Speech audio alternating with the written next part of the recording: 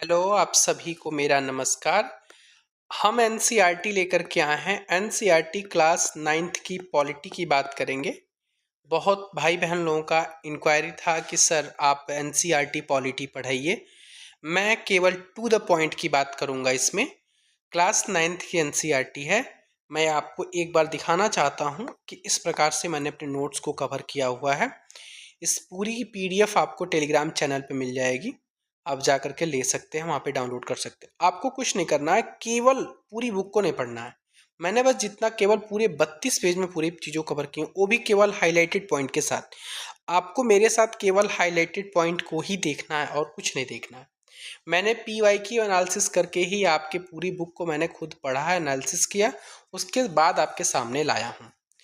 ऐसे ही class 9th के बाद क्लास 10th की आएगी, फिर इसके एमसीक्यू फॉर्मेट आएंगे। आप बिल्कुल परेशान ना होइएगा, चैनल से जुड़ जाइए।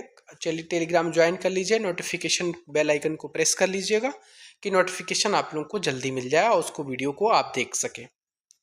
चलिए चैप्टर नंबर 1 है हमारे सामने। चैप्टर नंबर 1 आपका क्या कह रहा है कि लोकतंत्र क्या और लोकतंत्र क्यों। इसका पहला पॉइंट है, सारा मैंने पेपर कटिंग ही ले, पूरे बुक का कटिंग लिया हुआ है पेजेस का, आसानी से आप लोगों को एक आपका जो है ना वो क्या नाम है टेक्स्ट आपको अच्छे से दिख सके। लोकतंत्र शासन का ऐसा रूप है जिसमें शासकों का चुनाव लोग करते हैं। मतलब आप जिसको चाहेंगे उसी की सरकार बन पाएगी, आपके हाथ में, क्योंकि हमारा देश लोकतांत्रिक है। ठीक है, चलिए पॉइंट हम शुरू करते हैं। कह रहा है कि लोकतंत्र में अंतिम निर्णय लेने की शक्ति लोगों के द्वारा चुने हुए प्रतिनिधियों के पास ही होनी चाहिए।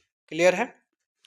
एक बात है कि स्वतंत्र और निष्पक्ष चुनावी मुकाबला, इसमें हम चीन की बात करेंगे। कह रहा है कि चीन की संसद को कवांगू रेमनिन दाई वियाओ दाहुई, जिसको हम राष्ट्रीय जन संसद कहते हैं, चीन की संसद के लिए प्रति 5 वर्ष के बाद नियमित रूप से चुनाव होते हैं।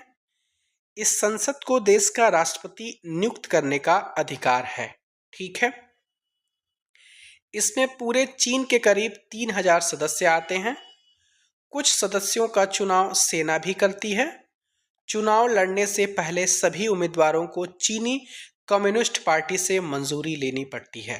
ठीक है, मेरी बात समझ में आई।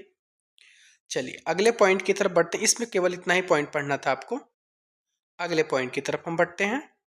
अगले पेज से हमको केवल इतना ही पॉइंट मिला हुआ है। क्या है पॉइंट ये कि लोकतंत्र निष्पक्ष और स्वतंत्र चुनावों पर आधारित होना चाहिए। बिल्कुल सत्य है, ताकि सत्ता में बैठे लोगों के लिए जीत और हार के समान अवसर हो। अब आता है अगला क्वेश्चन आपके सामने, एक व्यक्ति के लिए एक वोट एक मूल।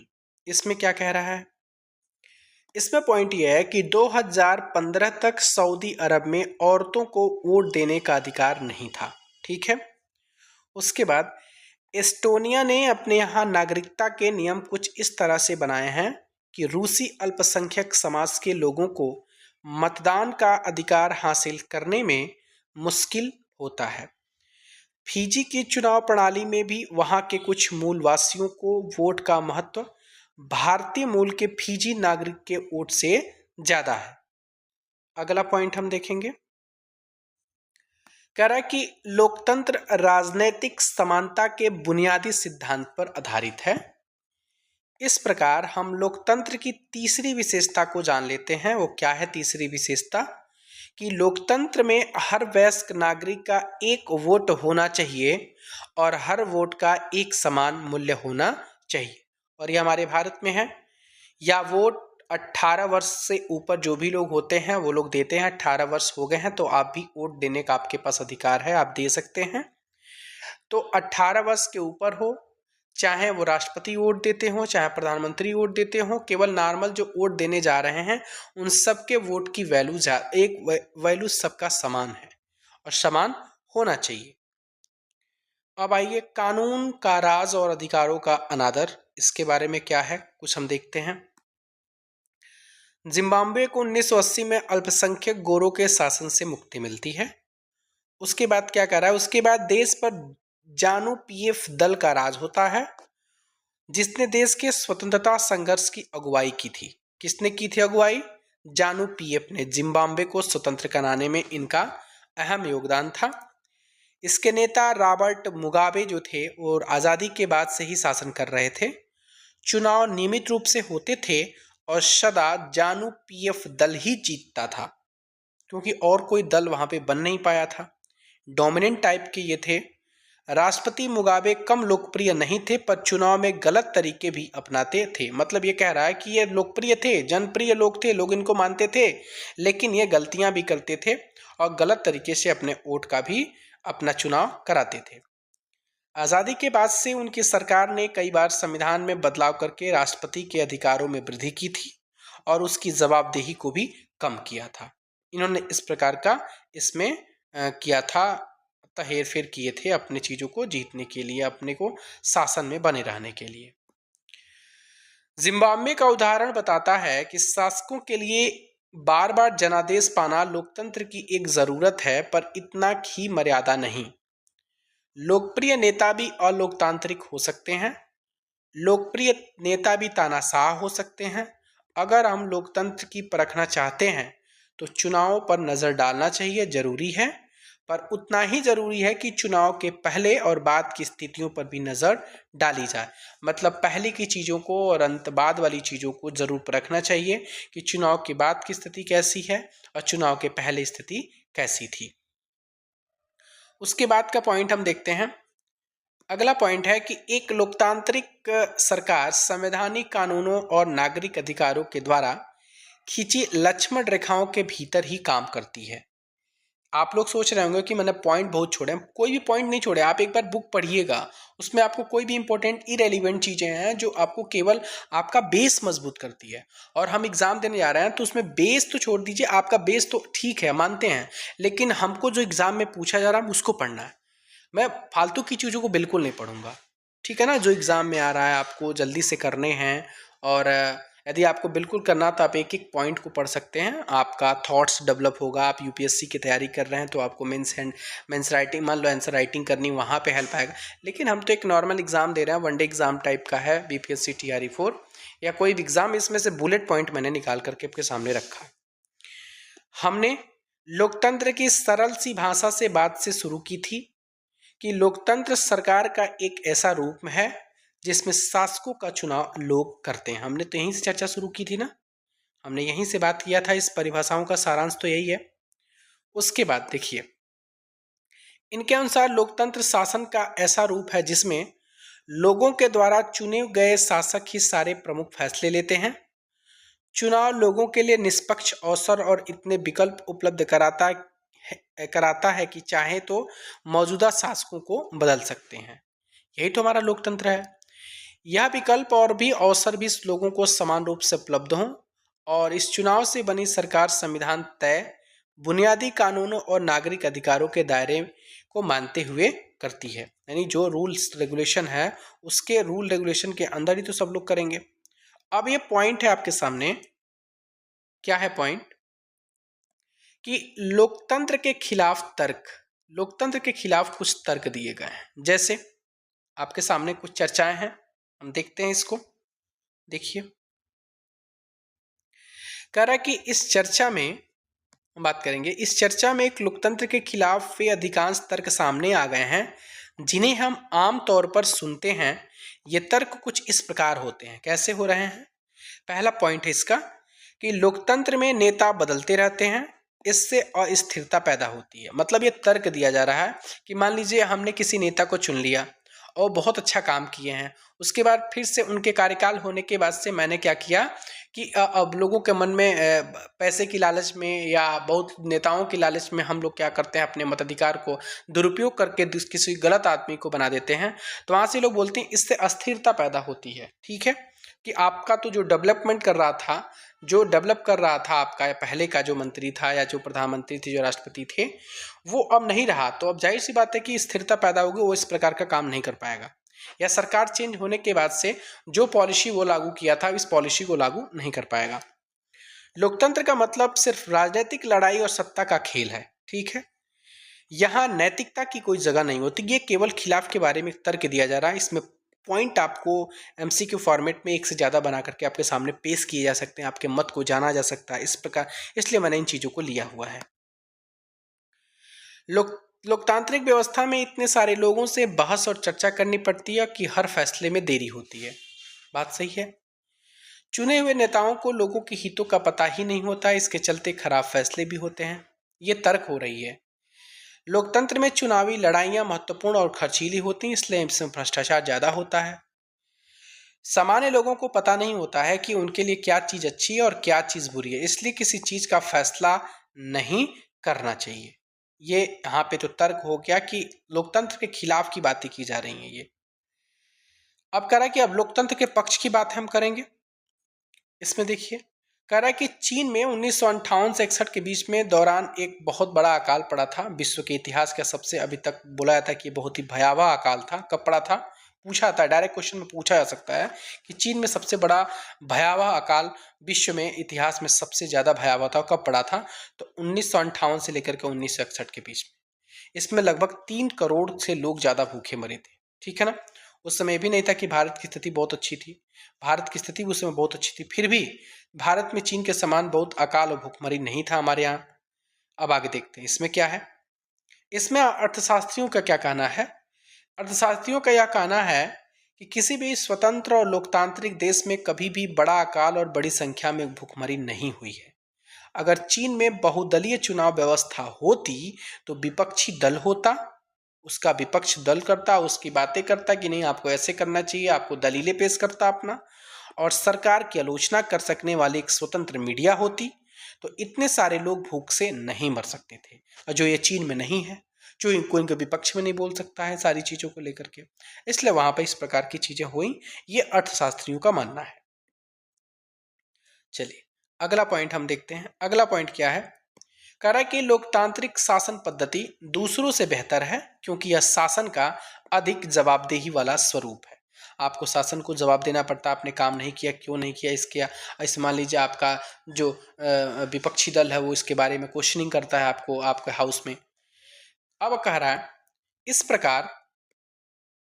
प्रकार लोकतंत्र बेहतर निर्णय लेने की संभावना को बढ़ाता है। इसी से जुड़ा तीसरा तर्क भी है कि लोकतंत्र मतभेदों और टकरावों को संभालने का तरीका उपलब्ध कराता है।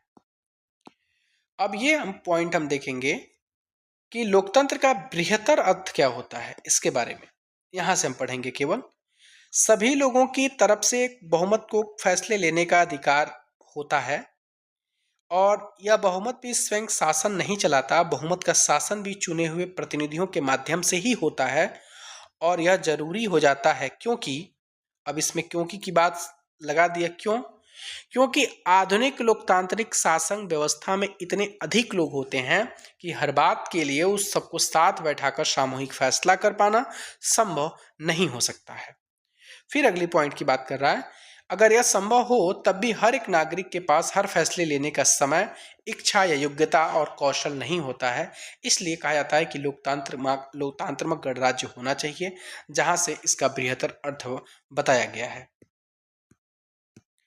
अब हम चैप्टर नंबर 2 की तरफ बढ़ते हैं। बस हमको चैप्टर नंबर 1 से इतना है। अब आपको यदि कोई पॉइंट मिलता है तो आप मुझे टेलीग्राम पर जरूर बता सकते हैं, सर ये पॉइंट इंपॉर्टेंट हो सकता है। आप उसको, मेरे ख्याल से मैं बिल्कुल आश्वस्त हूँ इस चैप्टर 1 से, इससे ज़्यादा क्वेश्चन आपको नहीं मिलेंगे। केवल थॉट्स को डेवलप किया गया है, चीज़ों अलग अलग देशों के बारे में बात करके लोकतंत्र के बारे में बात की गई, वहाँ पे लोकतंत्र है कैसे नहीं है, कैसे होना चाहिए, इसके बारे में बात की। तो ये क्वेश्चन आपके एग्जाम में आप में नहीं आया था, वनडे एग्जाम में। ये आप जब हायर लेवल के एग्जाम आप देने जाएंगे, जैसे मान लीजिए यूपीएससी, यूपीपीसीएस, इस प्रकार की चीज़ों को जाएंगे, तो वहाँ पर आपको थॉट्स को लेकर के चीज़ें पूछी जा सकती हैं। लेकिन केवल आपको अपने एग्जाम से मतलब, आपको एग्जाम क्रैप करने से मतलब, केवल टू द बुलेट पॉइंट की बात किया मैंने। तो अब आते हैं हम चैप्टर नंबर 2 की तरफ। चलिए चैप्टर नंबर 2 हमारा क्या कह रहा है कि संविधान निर्माण। इससे क्वेश्चन आपके बने हुए हैं, आपको जो भी बनेंगे इसमें आपको जरूर बताया जाएगा। चलिए देखते हैं, शुरुआत करते हैं। यहां से शुरुआत करते हैं दक्षिण अफ्रीका में लोकतांत्रिक संविधान। ये नेल्सन मंडेला है, ठीक है। नेल्सन मंडेला के बारे में क्या कथन है देखते हैं। ये क्या कहे हैं, कह रहे कि मैंने गोरों के प्रभुत्व के खिलाफ संघर्ष किया है और मैंने ही श्वेतों के प्रभुत्व का विरोध किया है। मैंने एक ऐसे लोकतांत्रिक और स्वतंत्र समाज की कामना की है जिसमें सभी लोग पूरे मेल जोल के साथ रहें, सबको समान अवसर उपलब्ध हो। मैंने इसी आदर्श के लिए जीवित रहना और इससे पाना चाहता हूँ। अगर जरूरत पड़ी तो इस आदर्श के लिए मैं जान भी देने को तैयार हूँ। यानी कंप्लीटली उन्होंने लोकतांत्रिक सरकार की बात की है जहाँ पे सब लोगों को समान अधिकार दिया जाए, समान उनको जीवित रहने का एक हक हो, इनको एक आज़ादी दिया जाए, उनका एक अलग से अपना कर्तव्य दिया जाए, उनको एक मतलब आदर्श मतलब ये मानते हैं कि हमारा समाज एक स्वतंत्र समाज की कामना किया है। किसने? तो नेल्सन मंडेला ने। चलिए पॉइंट यहां से शुरू करते हैं हम। कह रहा है कि यह नेल्सन मंडेला का कथन है जिन पर दक्षिण अफ्रीका के गोरों की सरकार ने देशद्रोह का मुकदमा चलाया था। उन्हें और 7 अन्य नेताओं को 1964 में देश में रंगभेद के चलने वाली शासन व्यवस्था का विरोध करने के लिए आजीवन कारावास की सजा भी दी गई थी। अगले हथियारों और जोर जबरदस्ती से गुलाम बनाया जाए जैसे भारत को बनाया था उनमें। उसके बाद से पर भारत के उलट काफ़ी बड़ी संख्या में गोरे लोग दक्षिण अफ्रीका में बस गए थे और उन्होंने स्थानीय शासन को अपने हाथों में भी लिया। रंगभेद की राजनीति ने लोगों को उनकी चमड़ी के रंग के आधार पर भी बांट दिया था। वहाँ पे सबसे पहले रंग भेद की ही लड़ाई लड़ी गई थी गोरे और कालों के बीच में। दक्षिण अफ्रीका के स्थानीय लोगों की चमड़ी का रंग काला होता है। आबादी में उनका हिस्सा काफी 3/4 मतलब 75% थे और उनको क्या कहा गया? अश्वेत कहा गया। श्वेत और अश्वेतों के अलावा वहां मिश्रित नस्लों की रंगीन चमड़ी वाला भी कहा जाता था और भारत से गए लोग भी थे वहां पर। गोरे शासक गोरों के अलावा शेष सबको छोटा और नीचा मानते थे। इन्हें वोट डालने का अधिकार नहीं था। सोचिए कितना बड़ा विडंबना था कि वहां पर जो लोग गोरे नहीं हैं, जो काले हैं, उनको वोट देने का अधिकार नहीं था। उनको काफी छोटी तबके किस्म के लोग मानते थे। उनको उनका हक मार लिया जाता था। ठीक है ना? बहुत ज़्यादा प्रताड़ित किया जाता था और उसी में से हमारे नेल्सन मंडेला भी जी थे जो बहुत बड़े आपके क्रांतिकारी रहे थे। आपको दक्षिण अफ्रीका को स्वतंत्रता कराने में इनका बहुत बड़ा हाथ था। ठीक है, चलिए अगले की तरफ बढ़ते हैं। अगला कह रहा है कि 28 वर्षों तक उन्होंने दक्षिण अफ्रीका की सबसे भयावह जेल रोबेन द्वीप में रखा गया था। कहाँ रखा गया था? अब ये इंपॉर्टेंट क्वेश्चन बन सकता है कि 28 वर्षों में जो नेल्सन मंडेला को किस जेल में रखा गया था? तो रोबेन द्वीप में रखा गया था। ठीक है, चलिए अब हम चलते हैं रंगभेद के खिलाफ जो हमारी संघर्ष हैं उनमें से क्या पॉइंट हमारे सामने निकल के आ रहे हैं। ये हैं कि 1950 से ही अश्वेत, रंगीन चमड़ी वाले और भारतीय मूल के लोगों ने रंगभेद प्रणाली के खिलाफ संघर्ष किया। क्लियर है मेरी बात? अब हम अगले पॉइंट की तरफ बढ़ते हैं। अब कह रहा है कि नए संविधान की ओर। अब वहाँ पे क्या हुआ? रंगभेद के खिलाफ काफ़ी संघर्ष हुआ। उसमें लोगों ने काफ़ी मतलब लड़ाइयाँ लड़ी, बहुत गोरों ने प्रतिबंध लगाए थे। चलिए उसमें पॉइंट क्या है हमारे सामने। 28 वर्ष जेल में कैद होने के बाद से नेल्सन मंडेला को आज़ाद कर दिया गया। ठीक है, आखिरकार 26 अप्रैल, याद रखिएगा 26 अप्रैल 1994 की बात है कि मध्य रात्रि को दक्षिण अफ्रीका गणराज्य का एक नया झंडा लहराया और यह दुनिया का एक नया लोकतांत्रिक देश बन गया। ठीक है, रंगभेद वाली शासन व्यवस्था समाप्त हुई और सभी नस्ल के लोगों की मिलीजुली सरकार के गठन का रास्ता खुल गया था। तो समझ में आया? कब बना ये? 26 अप्रैल 1994 को। अगला पॉइंट हम देखेंगे। अगला पॉइंट आपके सामने यहां पे बनता है। करा कि दक्षिण अफ्रीका का इतिहास, संविधान इतिहास और भविष्य दोनों की बातें करता है। एक तरफ तो यह एक पवित्र समझौता है कि दक्षिण अफ्रीकी के रूप में हम एक दूसरे से यह वायदा करते हैं कि हम अपने रंगभेदी, क्रूर, दमनकारी इतिहास को फिर से दोहराने की अनुमति नहीं देंगे। पर इतनी ही नहीं है, यह अपने देश को इसके सभी लोगों द्वारा वास्तविक अर्थों में साझा करने का घोषणा पत्र भी है। श्वेत और अश्वेत, स्त्री और पुरुष, यह देश पूर्ण रूप से हम सभी का है। ये जब देश आज़ाद हुआ उनका, तो इसके बारे में दक्षिण अफ्रीका के संविधान में इस बात का जिक्र किया गया। ये आपका टू द पॉइंट आपका एग्जाम में कट करके आ सकता है, इसलिए मैंने इनको चीज़ों को ध्यान दे करके यहाँ पे रखा है। अब चलिए अगला पॉइंट क्या कह रहा है? कह रहा है कि संविधान लिखित नियमों की ऐसी किताब है। अब कह रहा है संविधान क्या है, तो संविधान लिखित नियमों की ऐसी किताब है जिसे किसी देश में रहने वाले सभी लोग सामूहिक रूप से मानते हैं, यानी सबको मानना होता है इस बुक को।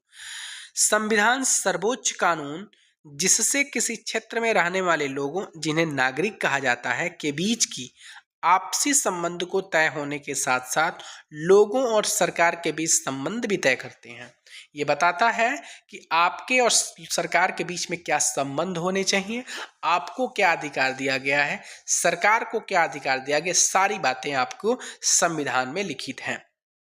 संविधान अनेक काम करता है, जिनमें जैसे प्रमुख हैं, जैसे आपका दे दिया है कि पहला क्या है, यह साथ रहे विभिन्न तरह के लोगों के बीच जरूरी भाषा और सहयोग की विकास करे। दूसरा स्पष्ट करता है कि सरकार का गठन कैसे होगा, किस लिए फैसले लेने का अधिकार होगा। तीसरा क्या कह रहा है कि सरकार के अधिकारों की सीमा तय करता है और हमें बताता है कि नागरिकों के पास क्या अधिकार है। और चौथा, यह अच्छे समाज के गठन के लोगों की आकांक्षाओं को भी व्यक्त करता है। पॉइंट यहां पे बनता है, जिन देशों में संविधान है वे सभी लोकतांत्रिक शासन वाले हों या जरूरी नहीं है। मैंने बताया कि जहां पर संविधान है, ऐसा नहीं कि वहां पे हर जगह आपका लोकतांत्रिक सरकार है, नहीं। लेकिन जिन देशों में लोकतांत्रिक शासन है वहां संविधान का होना जरूरी है, क्योंकि वो संविधान ऐसी किताब है जहां पे लोगों के अधिकारों की सुरक्षा की बात उसमें लिखी गई है। आपको किस प्रकार का अधिकार मिलेगा, आपको आपका कर्तव्य क्या है, सरकार का दायित्व आपके प्रति क्या है, आपका दायित्व क्या है, ये सारी चीजें हैं। तो जहाँ पे संविधान होगा वहां पर लोकतांत्रिक गणराज्य होने का कोई ये जरूरी बात नहीं है, लेकिन जहां पर लोकतांत्रिक शासन है वहां पे संविधान जरूर होना चाहिए।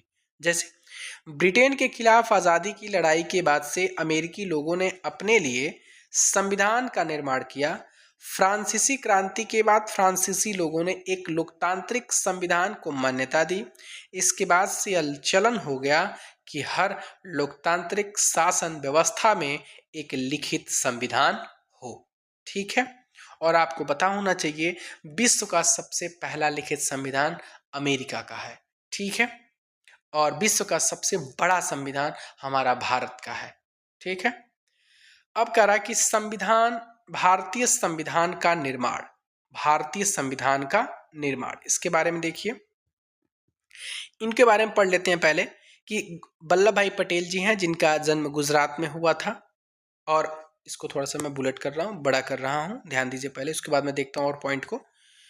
अंतरिम सरकार में गृह मंत्री, सूचना और प्रसारण मंत्री भी रहे हैं, वकील रहे थे और बारदोली सत्याग्रह आंदोलन इन्हीं के नेतृत्व में चला था। भारतीय रियासतों के विलय में इन्होंने बहुत बड़ी भूमिका निभाई थी और बाद में ये भारत के उप प्रधानमंत्री भी बने थे। समझ में आया? इसी के साथ साथ इनके बारे में भी, सरोजिनी नायडू के बारे में भी देखते हैं। इनका जन्म आंध्र प्रदेश में होता है। कवित्री थी, लेखिका थी, राजनीतिक कार्यकर्ता थी, कांग्रेस की अग्रणी महिला नेता थी।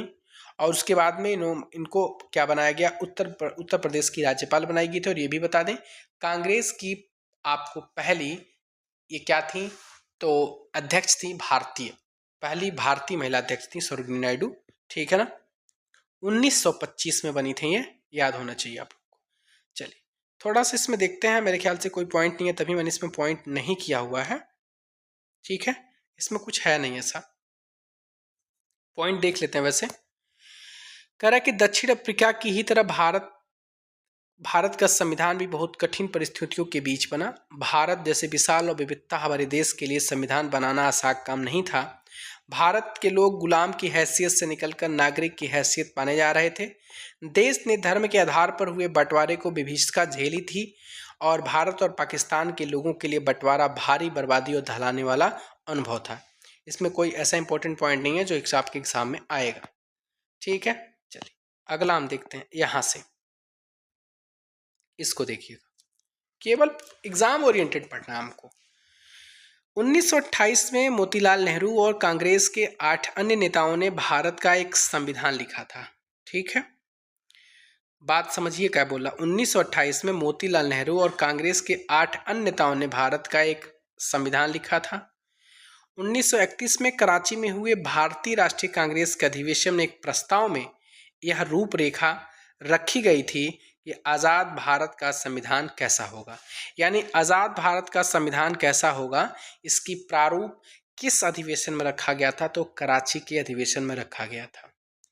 इन दोनों ही दस्तावेजों में स्वतंत्र भारत के संविधान में सार्वभौम वयस्क मताधिकार, स्वतंत्रता और समानता का अधिकार और अल्पसंख्यकों के अधिकारों की रक्षा की बात कही गई। यानी ये पहले ही बात कही गई कि सार्वभौम वयस्क मताधिकार होना चाहिए, यानी सबको मत का अधिकार होना चाहिए 18 वर्ष प्लस, और मतलब सार्वभौम का मतलब होता है सबका वोट की वैल्यू बराबर होनी चाहिए, स्वतंत्रता का अधिकार होना चाहिए, समानता का अधिकार होना चाहिए, जो भी अल्पसंख्यक वर्ग के लोग हैं उनके अधिकारों की रक्षा की बात इसमें कही गई थी। और ये कब की गई थी, इनकी प्रारूप कब इनको एक्सेप्ट किया गया था, रूपरेखा कब रखी गई थी, 1931 के कराची के अधिवेशन में। ठीक है, यहां से आपके पॉइंट बन सकते हैं एग्जाम में। ये थोड़े लोग जो हमारे क्रांतिकारी लोग थे, जो आपके स्वतंत्रता से जुड़े हुए थे, उनके बारे में जानते हैं कि अबू कलाम आज़ाद जी के बारे में जानेंगे। पहले इनका जन्म सऊदी अरब में हुआ था, ध्यान दीजिएगा, भारत में नहीं हुआ था, इनका जन्म सऊदी अरब में हुआ था। शिक्षाविद थे ये, लेखक, धर्मशास्त्रों के ज्ञाता थे, अरबी के महान विद्वान भी थे, कांग्रेस के नेता भी थे, राष्ट्रीय आंदोलन में अग्रणी भूमिका भी निभाई थी, मुस्लिम अलगाववादी राजनीति के विरोधी थे, ये नहीं चाहते थे कि मुस्लिम अलगाववादी हो।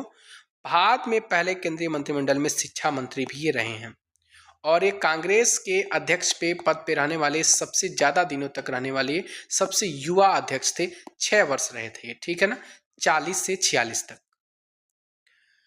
कह रहा है कि इसका कारण भारतीय संविधान में कई संस्थाओं और व्यवस्थाओं को पुरानी व्यवस्था से लगभग जस का तस अपना लिया, जैसे कि 1935 का भारत सरकार का कानून। जैसे हमारा जो संविधान बना था, तो 1935 का जो भारत सरकार का अधिनियम था, उसमें से बहुत सारी चीज़ें कॉपी कर ली गई, बिल्कुल एग्जैक्ट उठा करके रख दी गई। ठीक है, ये क्वेश्चन आपका एग्जाम में आया हुआ है। चलिए अगला पॉइंट हम देखते हैं। अब टीटी कृष्णमाचारी के बारे में पढ़ लेते हैं। इनका जन्म तमिलनाडु में हुआ है। प्रारूप कमेटी के सदस्य रहे हैं कृष्णमाचारी। उद्यमी मतलब व्यापारी रहे हैं और कांग्रेसी नेता रहे हैं। बाद में इनको केंद्रीय मंत्रिमंडल में वित्त मंत्री बनाया गया था। केंद्रीय मंत्रिमंडल में क्या बनाया गया था, वित्त मंत्री। अब संविधान सभा है, इनके बारे में देख लेते हैं। अच्छा, यहाँ पे पॉइंट हमारा छूटा हुआ था, पहले इसको देखते हैं कि 1937 के बाद पूरे ब्रिटिश शासन वाले भारत में प्रादेशिक असेंबलियों के लिए चुनाव कराए गए थे। इनमें बनी सरकारें पूरी तरह लोकतांत्रिक नहीं थी, मतलब 37 में पूरी तरह से पूरी सरकार लोकतांत्रिक नहीं था।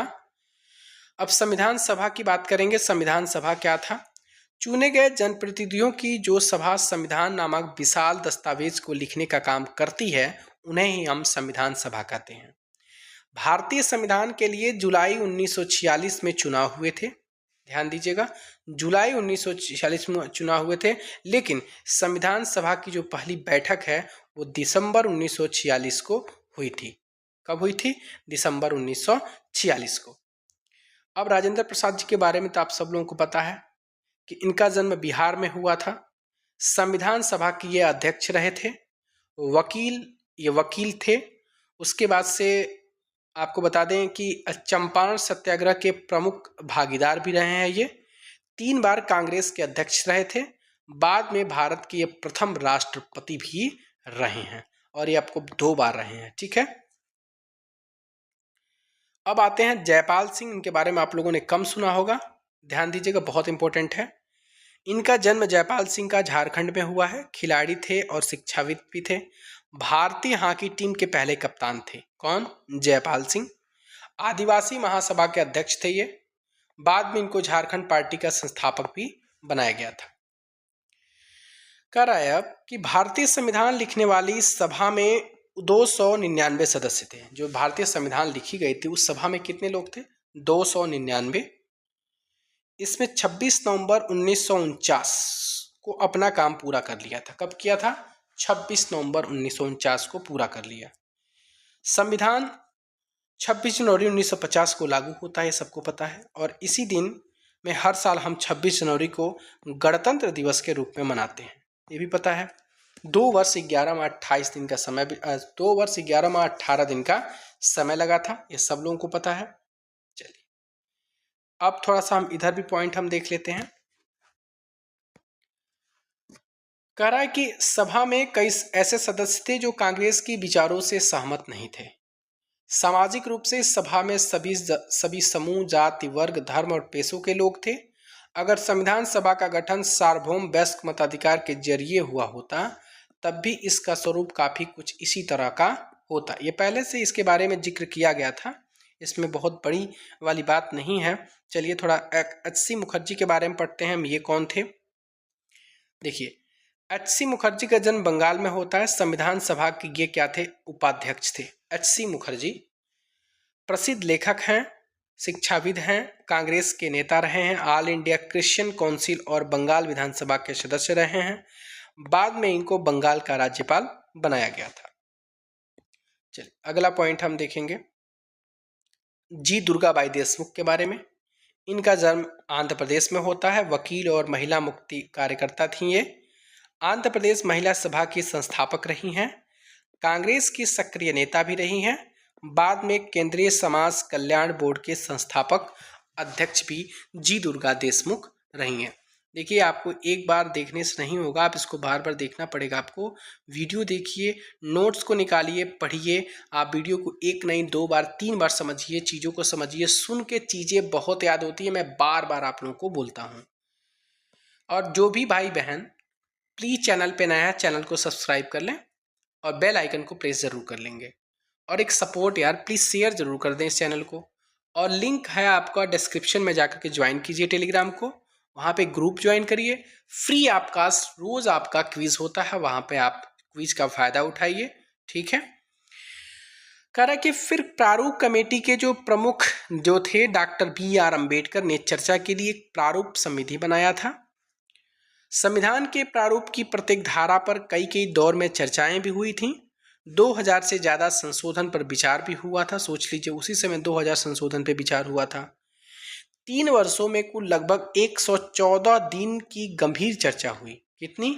3 वर्षों में 114 दिनों की गंभीर चर्चा भी हुई। सभा में पेश हर प्रस्ताव, हर शब्द और वहां की गई हर बात को रिकॉर्ड किया गया और संभाला गया, और इन्हें कॉन्स्टिट्यूट असेंबली डिबेट के नाम से 12 मोटे मोटे खंडों में इसको प्रकाशित किया गया है। ठीक है। अगला पॉइंट, केवल बुलेट पॉइंट को आपको मैं फिर बता रहा हूं, फिर केवल बुलेट पॉइंट को आपको ध्यान देना है। चलिए इनके बारे में पढ़ते हैं। बलदेव सिंह कौन थे? ये सुने भी होंगे आप लोग, रक्षा मंत्री हमारे पहले रहे हैं ये मंत्रिमंडल में। सबसे इंपॉर्टेंट पॉइंट यही है। जन्म इनका हरियाणा में है, सफल उद्यमी रहे हैं, पंजाब विधानसभा से पंथक अकाल पार्टी के नेता रहे हैं। संविधान सभा में कांग्रेस के द्वारा मनोनीत हुए थे और इनको केंद्रीय मंत्रिमंडल में रक्षा मंत्री पद पे इनको आए थे ये। अब कह रहा है कि जो आपका भारतीय संविधान के बुनियादी जो मूल्य हैं उनको देखते हैं। कह रहा है कि 1931 में अपनी पत्रिका यंग इंडिया में यंग इंडिया किनका है? तो महात्मा गांधी का है। तो महात्मा गांधी जो थे, आपको पता होना चाहिए, महात्मा गांधी कभी भी ये संविधान सभा के सदस्य नहीं हुए थे, पर संविधान सभा के अनेक सदस्यों के विचार के ये अनुयायी थे। जो लोग यहाँ पे जुड़े थे उनके अनुयायी थे, लेकिन कभी भी ये संविधान सभा के सदस्य नहीं हुए थे। ठीक है। महात्मा गांधी जी, उन्होंने यंग इंडिया में उन्होंने संविधान से अपनी अपेक्षा के बारे में लिखा था। ये क्या लिखा है जरा इनको आप पढ़ते हैं, क्योंकि हर एक बात महात्मा गांधी की आपको बीपीएससी के किसी भी एग्जाम में कोट कर दिया जाता है या पूछा जाता है। मैं भारत के लिए एक ऐसा संविधान चाहता हूं जो उसे गुलामी और अधीनता से मुक्त करे। मैं ऐसे भारत के लिए प्रयास करूंगा जिसे सबसे गरीब व्यक्ति भी अपना माने और उसे लगे कि देश को बनाने की उसकी भी भागीदारी है। मतलब चाहते थे कि सब लोग लड़े हमारे भारत को आज़ाद कराने में। ऐसा भारत जिसमें लोगों का उच्च वर्ग और निम्न वर्ग न रहे, कोई वर्ग नहीं रहना चाहिए। ऐसा भारत जिसमें सभी समुदाय के लोग पूरे मेल जोल से रहें। ऐसे भारत में छुआछूत या शराब और नशीली चीज़ों के लिए कोई जगह नहीं होनी चाहिए। औरतों को भी मर्दों के जैसा अधिकार मिलना चाहिए। मैं इससे कम पर संतुष्ट नहीं होऊंगा। इन्होंने अपनी यंग इंडिया पत्रिका में संविधान से अपनी अपेक्षा के बारे में इसको लिखा था। अब ये कौन थे? कन्हैयालाल मणिकलाल मुंशी। तो पहली बात, ये केंद्रीय मंत्रिमंडल में मंत्री रहे हैं, स्वतंत्र पार्टी के संस्थापक रहे हैं, जन्म इनका गुजरात में हुआ है, वकील और इतिहासकार भाषाविद भी रहे हैं। ठीक है ना। गांधीवादी विचारधारा से काफी प्रेरित थे। अगला पॉइंट है स्वामी प्रसाद मुखर्जी, बहुत इंपॉर्टेंट है। पश्चिम बंगाल में इनका जन्म होता है। अंतरिक्ष सरकार में इनको उद्योग और आपूर्ति मंत्री के पद दिया गया था। वकील थे, हिंदू महासभा में काफी सक्रिय थे ये। भारतीय जनसंघ के संस्थापक रहे हैं। भारतीय जनसंघ के, ध्यान दीजिएगा, श्यामा प्रसाद मुखर्जी। क्लियर है? अगला पॉइंट हम देखते हैं। अगले पॉइंट की तरफ बढ़ते हैं। अच्छा, इसको देखिए, पॉइंट क्या है। भेदभाव और गैर बराबरी मुक्त भारत का सपना डॉक्टर अंबेडकर के मन में भी था। वे चाहते थे कि कोई भेदभाव ना हो, कोई गैर बराबरी, मतलब सबको बराबरी का मुक्त भारत में सबको दिया जाए। जिन्होंने संविधान निर्माण में बहुत महत्वपूर्ण भूमिका निभाई। असमानता को कैसे दूर किया जाए उनके भी विचार में थे, स्पष्ट रूप से सब दूसरे से अलग थे। लेकिन ये उन्होंने अक्सर गांधी और उनके नज़रिए की हमेशा उन्होंने कटु आलोचना भी किया है। चलिए इनके बारे में देखते हैं क्या है। कह रहा है कि सबसे बड़ी बात कि अम्बेडकर जी का जो जन्म है ना, भीमराव अम्बेडकर जी का जन्म मध्य प्रदेश में हुआ था। प्रारूप कमेटी के अध्यक्ष थे, सामाजिक क्रांतिकारी चिंतक थे, जातिगत बंटवारे और भेदभाव के खिलाफ अग्रणी थे ये। बाद में इनको स्वतंत्र भारत की पहली सरकार में कानून मंत्री बनाया गया था और रिपब्लिकन पार्टी ऑफ इंडिया के संस्थापक थे।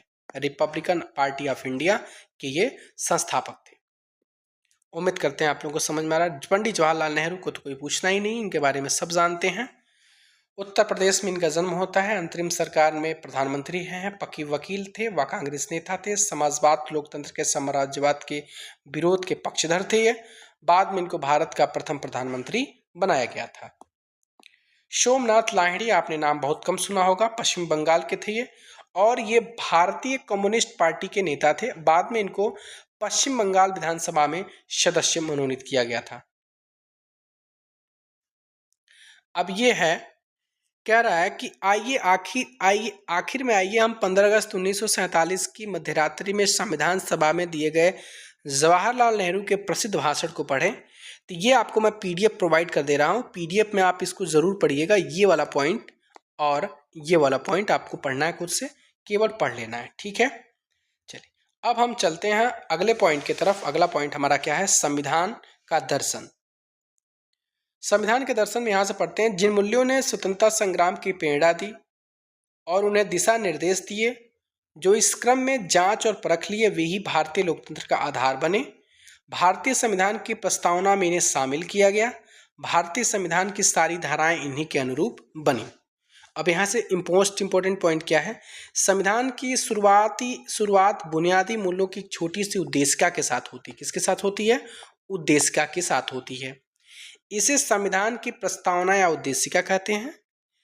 अमेरिका संविधान की प्रस्तावना से प्रेरणा लेकर समकालीन दुनिया के अधिकांश देश अपने संविधान की शुरुआत प्रस्तावना से की, यानी प्रस्तावना की जो शुरुआत है अमेरिका के संविधान से लिया गया है, ठीक है। सोर्सेज आपको जरूर पढ़ना है एग्जाम के लिए कि कौन से सोर्सेज कहां से लिए गए हैं। कह रहा है कि संयुक्त राज्य के जो हम सभी भारत के लोग हैं, जो कह रहा है कि अधिक अच्छा संघ बनाने, न्याय की स्थापना करने, घरेलू शांति बनाने, साझा सुरक्षा व्यवस्था बनाने, जन कल्याण को बढ़ावा देने और अपनी समृद्धि में स्वतंत्रता का लाभ देने के लिए संयुक्त राज्य अमेरिका ने इस संविधान को स्थापित करते हैं और इसका अभिषेक करते हैं, ठीक है। अगला पॉइंट हम देखते हैं। अगला बुलेट पॉइंट क्या मिलता है, इसमें यह मिलता है कि संविधान की प्रस्तावना लोकतंत्र पर एक खूबसूरत कविता सी लगती है। इसमें वह दर्शन शामिल है जिसमें पूरे संविधान का निर्माण हुआ है। यह दर्शन सरकार के किसी भी कानून और फैसले के मूल्यांकन और परीक्षण का मानक तय करता है। इसके सहारे परखा जा सकता है कि कौन कानून, कौन फैसला अच्छा या बुरा है। ये किससे पता चलता है? ये आपकी प्रस्तावना से पता चलता है। इसमें भारतीय संविधान की आत्मा बसती है। ये एग्जाम में पूछा जाता है कि भारतीय संविधान का कौन सा ऐसा भाग है, कौन सी ऐसी पार्ट है, क्या उसमें चीज है कि जहाँ पे भारतीय संविधान की आत्मा बसती है। तो वो आत्मा बसती है आपके प्रस्तावना में। किसमें बसती है? प्रस्तावना में। डायरेक्ट क्वेश्चन आ जाएगा।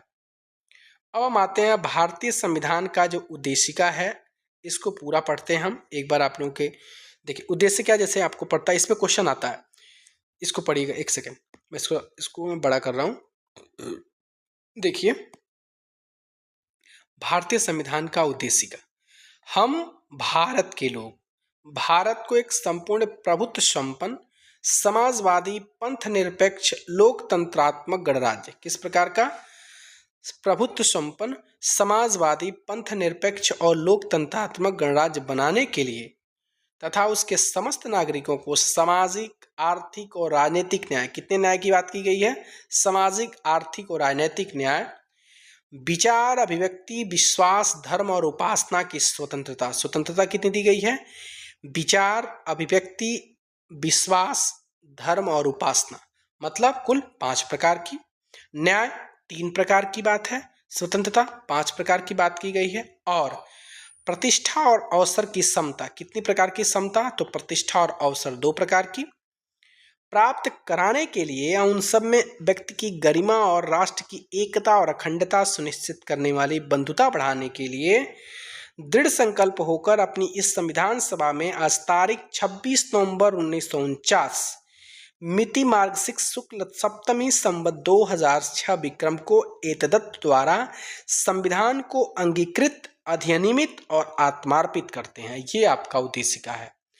आपको उद्देशिका जरूर याद होना चाहिए। हर एक पॉलिटी, जो भी पॉलिटिकल साइंस जिनका स्पेशल सब्जेक्ट हो, जैसे मान लीजिए पीजीटी के अभ्यर्थी हैं या 6 to 8 आपका 9-10 वाले पीजीटी के अभ्यर्थी हैं, जहाँ पे इनका 40 क्वेश्चन में आपके आ रहे हैं पॉलिटी, उनको संविधान का उद्देश्य, भारत का संविधान के उद्देशिका से क्वेश्चन आते हैं डायरेक्ट। जैसे कितने प्रकार की स्वतंत्रता की बात की गई है? 5। विचार, अभिव्यक्ति, विश्वास, धर्म, उपासना।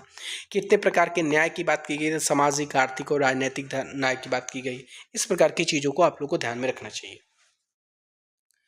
ठीक है, अब अलग अलग पॉइंट, जैसे मान लीजिए प्रभुत्व संपन्न। प्रभुत्व संपन्न का मतलब होता है कि लोगों को अपने से जुड़े हर मामले में फैसला करने का सर्वोच्चाधिकार है। कोई भी बाहरी शक्ति भारत की सरकार को आदेश नहीं दे सकता है, ये कहा गया। ये प्रभुत्व संपन्न है, ये अपना खुद का निर्णय लेने में सक्षम है। पंथ निरपेक्ष का मतलब क्या है? कि इसमें कोई सभी धर्मों को मानने की बात की गई है। कोई भी नागरिकों को किसी भी धर्म को मनाने की पूरी स्वतंत्रता है, लेकिन कोई धर्म आधिकारिक नहीं है। सरकार सभी धार्मिक मान्यताओं को, आचरणों को समान सम्मान देती है। आप कोई भी धर्म मान सकते हैं, सरकार का कोई हस्तक्षेप आपकी तरफ से नहीं होगा। गणराज्य की बात की गई है कि भारत का शासन प्रमुख लोगों के द्वारा चुना गया है, व्यक्ति का होगा, न कि किसी वंश या, मतलब कोई खानदान नहीं होना चाहिए, किसी वंश का नहीं होना चाहिए, लोगों के द्वारा चुनी गई प्रतिनिधि होने चाहिए। ठीक है, ये है। क्षमता का मतलब किया गया, क्षमता का मतलब होता है कि सबको समान, यानी सबको समान रूप से व्यवहार में देखा जाएगा। सामाजिक असमानता बिल्कुल समाप्त करना है। सरकार हर एक नागरिक को समान अवसर उपलब्ध कराने की व्यवस्था करेगी। बंधुता का मतलब आपको पता है, भाईचारा होता है। इसमें ऐसा आचरण करना है कि हम एक परिवार के सदस्य हों। कोई भी नागरिक किसी भी दूसरे नागरिक को अपने से कम न माने, मतलब आप ही भारत के नागरिक हैं, जो हक आपको मिलेगा वही हक सबको मिलेगा। स्वतंत्रता की बात का मतलब कि नागरिक कैसे सोचें, इस तरह अपने विचारों को भी अभिव्यक्त करने की आपको आज़ादी है। आप अपने विचारों को किस तरह से अमल कर रहे हैं, किस प्रकार से अनुचित वहाँ पे पाबंदी लगा रहे हैं, ये आप पे स्वतंत्र है।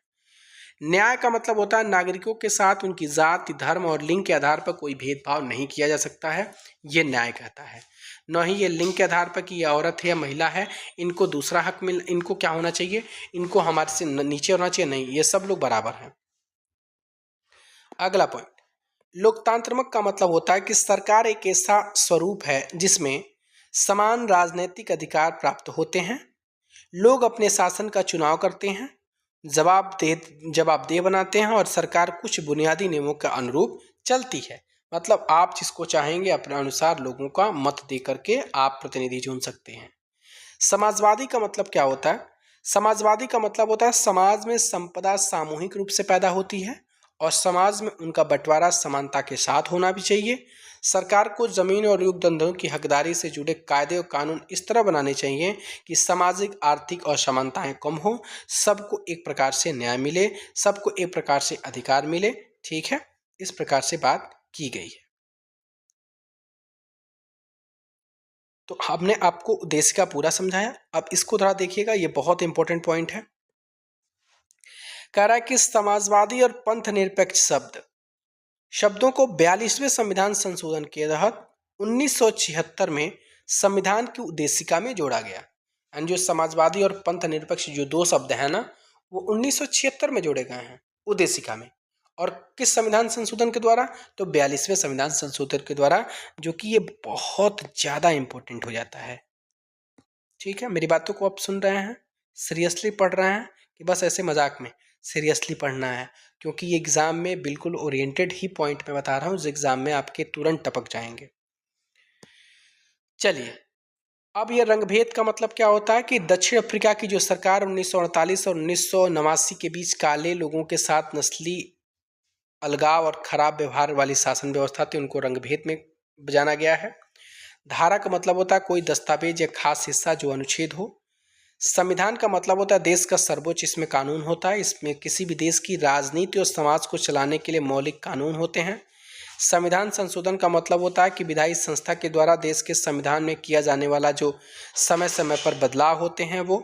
संविधान सभा का मतलब क्या था कि जनप्रतिनिधियों की वह सभा जो संविधान सभा को लिखने के लिए काम आई थी। प्रारूप का मतलब होता है किसी भी कानून दस्तावेज का प्रारंभिक उसका रूप क्या है। दर्शन का मतलब होता है किसी की सोच या काम को दिशा देने वाली उसकी बुनियादी विचार क्या है। प्रस्तावना ये संविधान का पहला कथन है और यहीं से आपके संविधान की शुरुआत होती है, जिसमें कोई भी देश अपने संविधान के बुनियादी मूल्यों और अवधारणाओं को स्पष्ट रूप से ढंग से कहता है। और प्रस्तावना को ही आत्मा कहा गया कि ये एक इसको आत्मा के संदर्भ में बात की गई है। देशद्रोह आपके देश की सरकार को उखाड़ फेंकने की कोशिश करने वाला जो अपराध होगा, जो आपके देश के विरोध में बातें करता होगा, जो आपके देश की चीज़ों को नहीं मानता होगा, वो आपका देशद्रोह के आरोप में होगा। इसके साथ ही हमने चैप्टर नंबर 2 तक कंप्लीट किया है। अब हम चलेंगे चैप्टर नंबर 3 तक। आपको हम कोशिश करेंगे पूरी मैराथन वीडियो मिले, चैप्टर 5 तक पूरी कंप्लीट एक ही वीडियो में आपको दे दूं। अब आते हैं चैप्टर नंबर 3 की तरफ, चुनावी राजनीति क्या है। ये है चैप्टर नंबर 3, चुनावी राजनीति। चलिए स्टार्ट करते हैं यहां से। आइए 3, ठीक है आज करेंगे, देखते हैं क्या वीडियो कंप्लीट हो जाएगी तो ठीक है, वरना फिर एक और वीडियो आएगी इस बीच में आपको कंप्लीट आपको पॉलिटी हो जाएगी। वैसे उम्मीद करते हैं हो जा। चलिए देखते हैं चैप्टर नंबर 3 की तरफ हम आते हैं। केवल बुलेट पॉइंट की बात करेंगे, हम चीज़ों को पढ़ेंगे, ठीक है, समझेंगे। आगे देखिए, पॉइंट नंबर पहला है यहाँ से, आइए वहाँ सीखें, सबक को याद करें और लोकतांत्रिक चुनावों के लिए जरूरी न्यूनतम शर्तों के लिए अपनी बात को शुरुआत करते हैं। पहला क्या है कि हर किसी को चुनाव करने की सुविधा हो, यानी हर किसी को मताधिकार हो और हर किसी के मत का समान मोल हो। दूसरी बात है कि चुनाव में विकल्प उपलब्ध हो, पार्टियों और उम्मीदवारों को चुनने में उतरने की आज़ादी हो और वे मतदाताओं के लिए विकल्प पेश करें।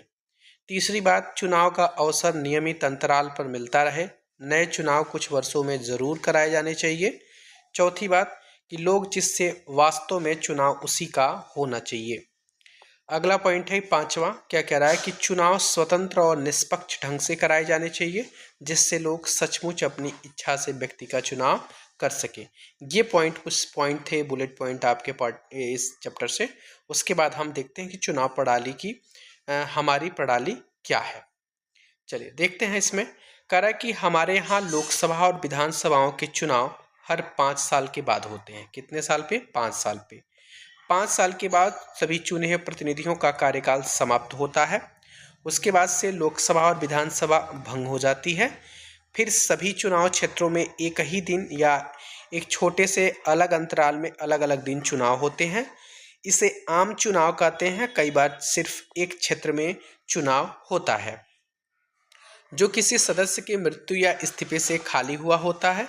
इसे हम उपचुनाव कहते हैं। उपचुनाव किसे कहते हैं? जहां पर मान लीजिए किसी के अनहोनी, किसी के साथ कोई दुर्घटना घट जाती है तो सीट वैकेंट हो जाती है, उसके जगह पे फिर से चुनाव होता है तो उसको बोलते हैं उपचुनाव। ठीक है, अगला पॉइंट हम आते हैं, देखते हैं। अगला पॉइंट आपके सामने दिया हुआ है, इस बात को जरूर ध्यान से पढ़िएगा, बहुत इंपॉर्टेंट पॉइंट यहाँ से आपको मिलेंगे कि चुनाव के उद्देश्य से देश को अनेक क्षेत्रों में बांट लिया गया है। इन्हें निर्वाचन क्षेत्र कहते हैं। एक क्षेत्र में रहने वाले मतदाता अपने एक प्रतिनिधि का चुनाव करते हैं।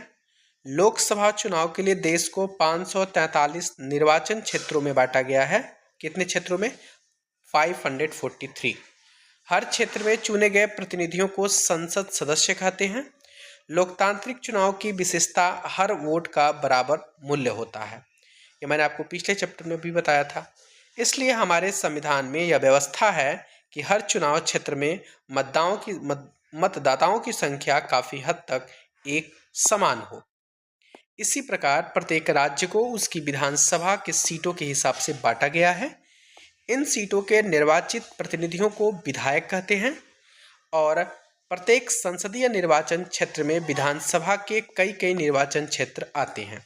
मतलब जो विधायक होते हैं आपके विधानसभा में होते हैं, राज्य के मुख्यमंत्रियों का इनका ये लोग जिस पार्टी के ज़्यादा मेंबर होते हैं उस पार्टी का एक मुखिया चुनते हैं, जिसका उस राज्य का मुखिया होता है, जिसको हम क्या बोलते हैं, मुख्यमंत्री बोलते हैं। यानी वो कौन चुनाव करते हैं, उनका कौन चुनते हैं, तो विधायक चुनते हैं। और विधायक को कौन चुनते हैं, तो हम लोग चुनते हैं। उसी विधायक में से किसी एक को नॉमिनेट कर दिया जाता है कि ये उम्मीदवार हैं मुख्यमंत्री के। और नगर पालिकाओं पंचायतों में चुनाव में यही तरीका अपनाया जाता है। प्रत्येक चुनाव को कई वार्डों में बांटा जाता है जो छोटे छोटे निर्वाचन क्षेत्र हैं। प्रत्येक वार्ड से पंचायत या नगर पालिका के लिए एक सदस्य का चुनाव होता है। कई बार निर्वाचन क्षेत्रों को सीट भी कहा जाता है क्योंकि हर संसद या विधानसभा की एक सीट का प्रतिनिधित्व करता है। इसलिए हम कहते हैं कि जब लोक दल का हरियाणा की जो 60 सीटें जीती, इसका मतलब है कि विधानसभा की 60 निर्वाचन क्षेत्रों से लोक दल के 60 लोग जीतकर राज्य विधानसभा में पहुंचे हैं। अगला पॉइंट है, कह रहा कि अभी लोकसभा की 84 सीटें अनुसूचित जातियों के लिए हैं। कितनी? 84 सीटें। और 47 सीटें आपकी अनुसूचित जनजाति के लिए हैं। ये जो डेटा दिया गया है लगभग 26 जनवरी 2019 तक का डेटा है। 84 सीटें लोकसभा की हैं और 47 सीटें अनुसूचित जनजाति की हैं और 84 अनुसूचित जातियों की है। ठीक है, अगला पॉइंट हम देखते हैं। अगले पेज में हम आते हैं। ये निर्वाचन क्षेत्र दिए गए हैं, कहाँ से कितने लोकसभा सीटें हैं उनकी बात किया गया है। जैसे आंध्र प्रदेश में पूछता है डायरेक्ट 25 सीटें हैं, अरुणाचल प्रदेश में 2 हैं, असम में 14 हैं, बिहार में आपकी 40 लोकसभा सीटें हैं, छत्तीसगढ़ में 11 है, गोवा में आपका 2 है। ये लोकसभा सीट की हम बात कर रहे हैं। किसकी बात कर रहे हैं? लोकसभा की। उसके बाद आपका गुजरात में 26 हैं, हरियाणा की 10 लोकसभा की सीटें हैं, हिमाचल प्रदेश में मात्र 4 हैं, झारखंड के 14 हैं, कर्नाटक में 28 सीटों पर होता है, केरल में आपका 20 होता है, मध्य प्रदेश में 29, महाराष्ट्र में 48, मणिपुर में केवल 2 होता है। क्लियर है? अगला पॉइंट हम देखते हैं। मेघालय का 2 है, मिजोरम का 1, नागालैंड का 1, उड़ीसा में 21, पंजाब में 13, राजस्थान में 25, सिक्किम में 1, तमिलनाडु में 39, तेलंगाना में 17, त्रिपुरा में 2, उत्तर प्रदेश में सबसे ज़्यादा है, आपकी 80 सीटों का लोकसभा का चुनाव होता है। उसके बाद से 5 उत्तराखंड में मात्र हैं, पश्चिम बंगाल में आपकी 42 सीटें हैं। वैसे यदि हम केंद्र शासित प्रदेशों की बात करें तो अंडमान निकोबार द्वीप समूह में आपकी 1-1 सीटें हैं, इसमें इंपॉर्टेंट ज़्यादा नहीं है। इसको बात को रखिएगा कि दिल्ली में लोकसभा की सीटें आपकी 7 हैं। ठीक है, चलिए अगला हम देखते हैं पॉइंट। अगले पॉइंट में हम देखते हैं इसमें क्या बात की गई है। कह रहा है कि सिर्फ फर्क यह है कि कोई भी व्यक्ति 18 वर्ष की उम्र में ही वोट डालने का अधिकारी होता है। आप 18 वर्ष के हो गए हैं तो आपके पास अधिकार है, लेकिन उम्मीदवार बनने की जो सबसे न्यूनतम आयु है वो 25 साल है। ये सबसे इंपॉर्टेंट पॉइंट है। ठीक है, चलिए अगले पॉइंट की तरफ हम बढ़ते हैं।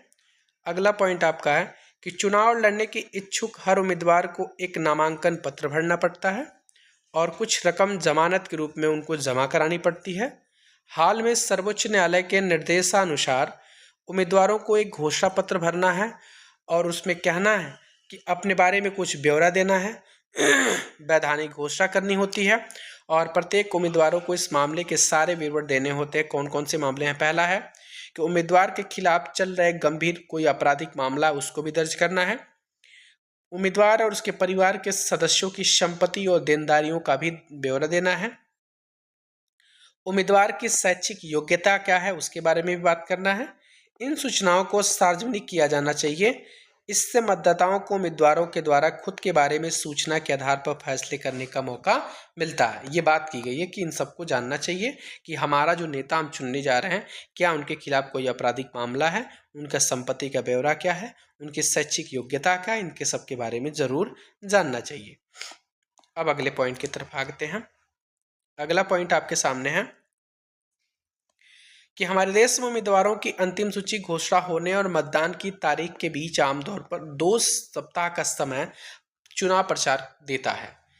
क्या करता है चुनाव आयोग देता है कि आप चुनाव प्रचार के लिए आपके पास 14 से 15 दिन का समय देता है, लगभग 2 सप्ताह का। उसी अवधि में क्या करता है उम्मीदवार जो होते हैं वो मतदाताओं से संपर्क करते हैं, राजनेता चुनावी सभाओं में भाषण देते हैं, उस भाषणों में अलग अलग प्रकार की लुभावनी बातें भी की जाती हैं। राजनीतिक पार्टियां अपने समर्थकों को सक्रिय करती है। आप लोग जाइए, इसे टीवी चैनल अखबारों के माध्यम से हर जगह उनके बहस उनकी खबरें चलाई जाती हैं। ठीक है ना। क्योंकि ये 2 हफ्ते का समय तो ये चुनाव आयोग देता है, लेकिन ये चीज़ें तो बहुत दिनों से चलती हैं, शुरुआती दौर से ही शुरू हो जाती हैं।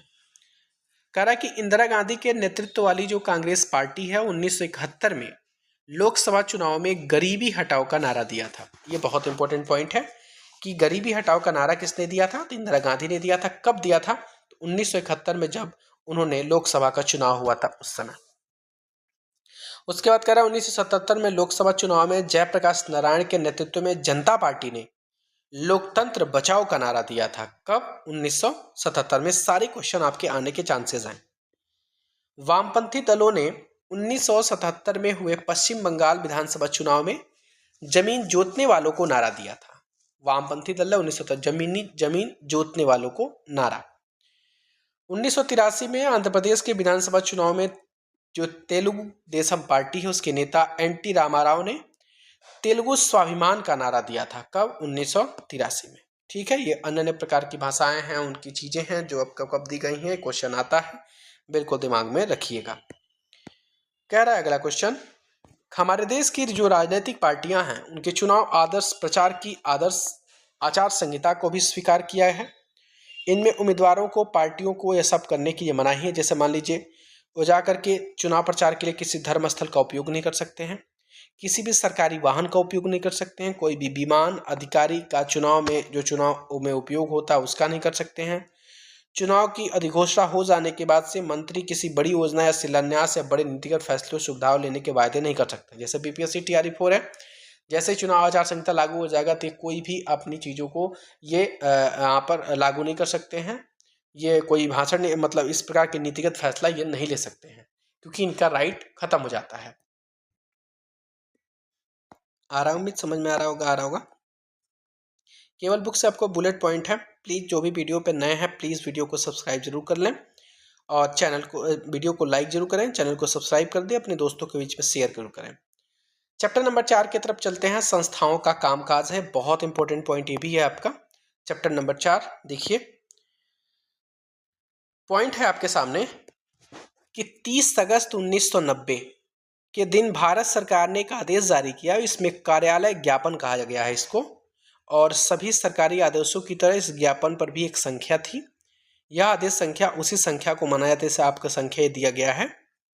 कार्मिक जन शिकायत और पेंशन मंत्रालय के कार्मिक और प्रशिक्षण विभाग के एक संयुक्त सचिव ने इस आदेश पर दस्तखत भी किया था। छोटा सा आदेश था, ये एक पन्ने का था, आगे देखेंगे इसमें। कह रहा है कि इस सरकारी आदेश में एक प्रमुख नीतिगत फैसला लेने की घोषणा की गई थी। इसमें कहा गया, क्या कहा गया, इसमें कहा गया कि भारत सरकार के सरकारी पदों और सेवाओं में 27% रिक्तियां सामाजिक और शैक्षिक दृष्टि से पिछड़े वर्ग, जिसको हम SEBC कहते हैं, के लिए आरक्षित होंगी। यानी 27% की आरक्षण की बात इसमें की गई है। अगला पॉइंट हम देखते हैं। अब SECB का मतलब कि social and educational backward classes. इसमें अब तक नौकरी में आरक्षण का लाभ केवल अनुसूचित जाति और अनुसूचित जातियों को मिल रहा था। अब SEBC यानी सामाजिक शैक्षिक दृष्टि से जो भी कमजोर वर्ग के लोग होंगे उनको भी मिलेगा। कह रहा है कि प्रधानमंत्री की सिफारिश पर राष्ट्रपति मंत्रियों को नियुक्त करता है। कह रहा है कि इससे बनने वाले मंत्रिमंडलों की बैठक में ही कामकाज से जुड़े अधिकतर निर्णय लिए जाते हैं। संसद में राष्ट्रपति और 2 सदन होते हैं। कौन कौन से? लोकसभा और राज्यसभा। प्रधानमंत्री को लोकसभा के सदस्यों के बहुमत का समर्थन हासिल होना चाहिए। जैसे जो आपके सांसद लोग होते हैं वो प्रधानमंत्री का चुनाव करते हैं, जो विधायक लोग होते हैं वो मुख्यमंत्री का चुनाव करते हैं। इतना नॉर्मल चीज जान लीजिए। पॉइंट है आपके सामने कि राष्ट्रपति राष्ट्राध्यक्ष होता है, मतलब हमारे देश का राष्ट्राध्यक्ष है वो, और औपचारिक रूप से देश का सबसे बड़ा अधिकारी होता है। प्रधानमंत्री सरकार का प्रमुख होता है और दरअसल सरकार की ओर से अधिकांश अधिकारों का इस्तेमाल भी वही करता है। कौन? प्रधानमंत्री। अब अगला पॉइंट है आपके सामने, कह रहा है कि भारत सरकार ने 1979 में दूसरा पिछड़ी जाति आयोग क्यों गठित किया था? कब? दूसरा पिछड़ी जाति आयोग आपका 1979 में गठित किया गया था। इसकी अध्यक्षता वीपी मंडल ने किया था। किसने किया था? वीपी मंडल ने। और इसके कारण ही इसे आमतौर पर मंडल आयोग कहते हैं। जो दूसरा पिछड़ा आयोग था उसको हम मंडल आयोग के नाम से जानते हैं। इसे भारत में सामाजिक शैक्षणिक दृष्टि से पिछड़े वर्गों की पहचान के लिए एक मापदंड तय करने और उनका पिछड़ापन दूर करने के उपाय बताने में जिम्मा सौंपा गया। इस आयोग ने 1980 में अपनी सिफारिश दी थी। कब दी थी? 1979 में आयोग गठित हुआ और 80 में जाकर के अपनी सिफारिशें दिया।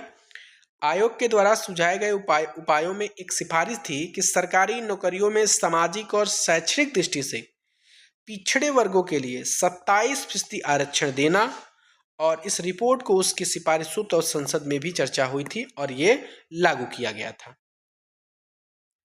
फिर अगला पॉइंट क्या कहता है? अगला पॉइंट क्या रहता है कि इंदिरा, कह रहा है कि अब इसमें एक मुकदमा चल रहा था जिसमें इंदिरा साहनी बनाम भारत सरकार मामला कहा इसको। इसमें सर्वोच्च न्यायालय के 11 वरिष्ठ न्यायाधीशों ने दोनों पक्षों की दलीलें सुनी। दलीलें सुनने के बाद से उन्हें 1992 में बहुमत फैसला किया कि भारत सरकार का यह आदेश अवैध नहीं है, नहीं जो कर रहा है वो सही है। लेकिन सर्वोच्च न्यायालय ने सरकार से उसके मूल आदेश में कुछ संशोधन करने को कहा। उसने कहा कि पिछड़े वर्ग की अच्छी स्थिति वाले लोगों का आरक्षण का लाभ नहीं मिलना चाहिए। उसी के मुताबिक 8 दिसंबर 1913 को कार्मिक और प्रशिक्षण मंत्रालय ने एक और आदेश जारी किया। यह विवाद सुलझ गया और तभी से इस नीति का अमल किया जाने लगा। यानी 8 सितंबर 1913 में जो आयोग बना था, 1992 में इसकी रिपोर्ट आई थी और ये फैसला दिया गया था कि यह अवैध नहीं है। जो पिछड़ा आयोग यानी इसको वीपी मंडल आयोग बोलते हैं, उसमें 1979 में आया था, 80 में सिफारिश दी थी, जिसमें मुकदमे हुए थे, लोगों ने दायर किए। इसको इंदिरा साहनी बनाम भारत सरकार के नाम से जानते हैं। ठीक है, अगला पॉइंट क्या कर रहा है कि प्रधानमंत्री और कैबिनेट ऐसी संस्थाएं हैं जो सभी महत्वपूर्ण नीतिगत फैसले लेती हैं। मंत्रियों के द्वारा किए गए फैसलों को लागू करने के उपाय के लिए एक निकाय के रूप में नौकरशाह जिम्मेदार होते हैं। अगला पॉइंट है कि सर्वोच्च न्यायालय वह संस्था है जहां नागरिक और सरकार के बीच विवाद अंततः सुलझाए जाते हैं।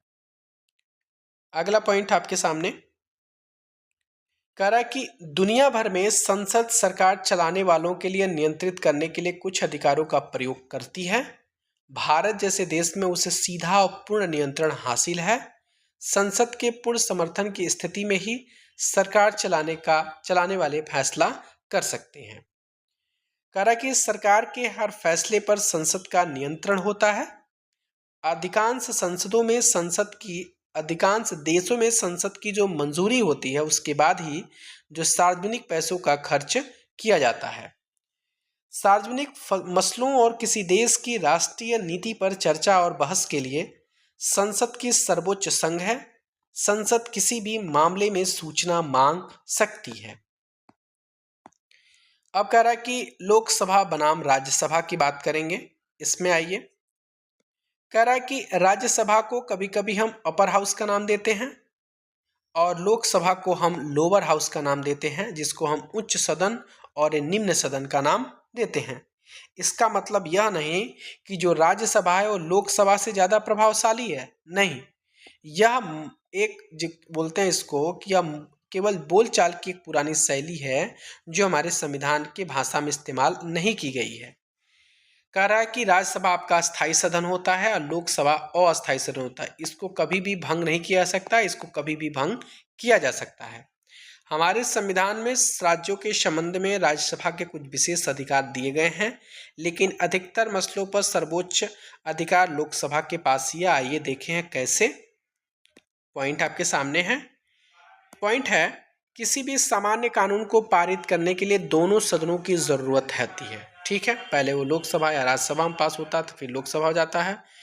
ठीक है ना। लेकिन अगर दोनों सदनों के बीच कोई मतभेद हो तो अंतिम फैसला दोनों के संयुक्त अधिवेशन बुलाता है और अधिवेशन बुला करके इसमें फैसला दिया जाता है। इन दोनों सदनों के सदस्य एक साथ बैठते हैं। सदस्यों की संख्या अधिक होने पर इस कारण इस तरह की बैठक में क्या होता है, इस बैठक में लोकसभा के विचार को प्राथमिकता मिलने की संभावना बनी रहती है। मतलब उतना राज्यसभा की बातों को तवज्जो नहीं दिया जाता है। लोकसभा पैसे के मामलों में अधिक अधिकारों का प्रयोग करती है। मतलब धन के मामले में लोकसभा में सरकार का बजट या पैसे से संबंधित कोई कानून पारित हो जाए तो राज्यसभा उसको बिल्कुल खारिज नहीं कर सकती है। राज्यसभा उसे पारित करने में केवल 14 दिनों का देर कर सकती है या उसे संशोधन का सुझाव दे सकती है। यह लोकसभा का अधिकार है कि वह उन सुझावों को माने या न माने, लेकिन वो सुझाव दे सकता है अपना, ये राज्यसभा देख सकता है। सबसे बड़ी बात तो यह है कि लोकसभा मंत्रिपरिषद को नियंत्रित करती है। सिर्फ वही व्यक्ति प्रधानमंत्री बन सकता है जिसमें लोकसभा में बहुमत हासिल किया हो। अगर आधे से अधिक लोकसभा सदस्य यह कह दें कि उन्हें मंत्रिपरिषद पर विश्वास नहीं है तो प्रधानमंत्री समेत सभी मंत्रियों पद को छोड़ना होगा और राज्यसभा को यह अधिकार हासिल नहीं है। ये नहीं कह सकता, ये कह सकता है तो केवल लोकसभा के सदस्य कह सकते हैं। अगला पॉइंट हम देखेंगे। अगला पॉइंट की तरफ चलें। अगला पॉइंट कहता है, कह रहा कि सरकार की नीतियों को कार्यरूप देने का कारण इन्हें कार्यपालिका कहा जाता है। इस तरह जब हम सरकार के बारे में बात करते हैं तो हमारा तात्पर्य आमतौर पर कार्यपालिका से ही होता है। किसी लोकतांत्रिक देश में कार्यपालिका के दो हिस्से होते हैं। जनता के द्वारा खास अवधि तक के लिए निर्वाचित लोगों को राजनैतिक कार्यपालिका कहते हैं। ये राजनीतिक व्यक्ति होते हैं जो बड़े फैसले करते हैं। दूसरी ओर जिन्हें लंबे समय के लिए नियुक्त किया जाता है उन्हें अस्थायी कार्यपालिका या प्रशासनिक सेवक कहते हैं। क्या कहते हैं? प्रशासनिक सेवक कहते हैं। अगले पॉइंट की तरफ हम बढ़ते हैं। अगला पॉइंट है कि प्रधानमंत्री और मंत्रिपरिषद, बहुत इंपॉर्टेंट पॉइंट है ये। इस देश में प्रधानमंत्री सबसे महत्वपूर्ण राजनीतिक संस्था है। फिर भी प्रधानमंत्री के लिए कोई प्रत्यक्ष चुनाव नहीं होता है। राष्ट्रपति प्रधानमंत्री को नियुक्त करते हैं, लेकिन राष्ट्रपति अपनी मर्जी से किसी प्रधानमंत्री को नियुक्त नहीं कर सकता है।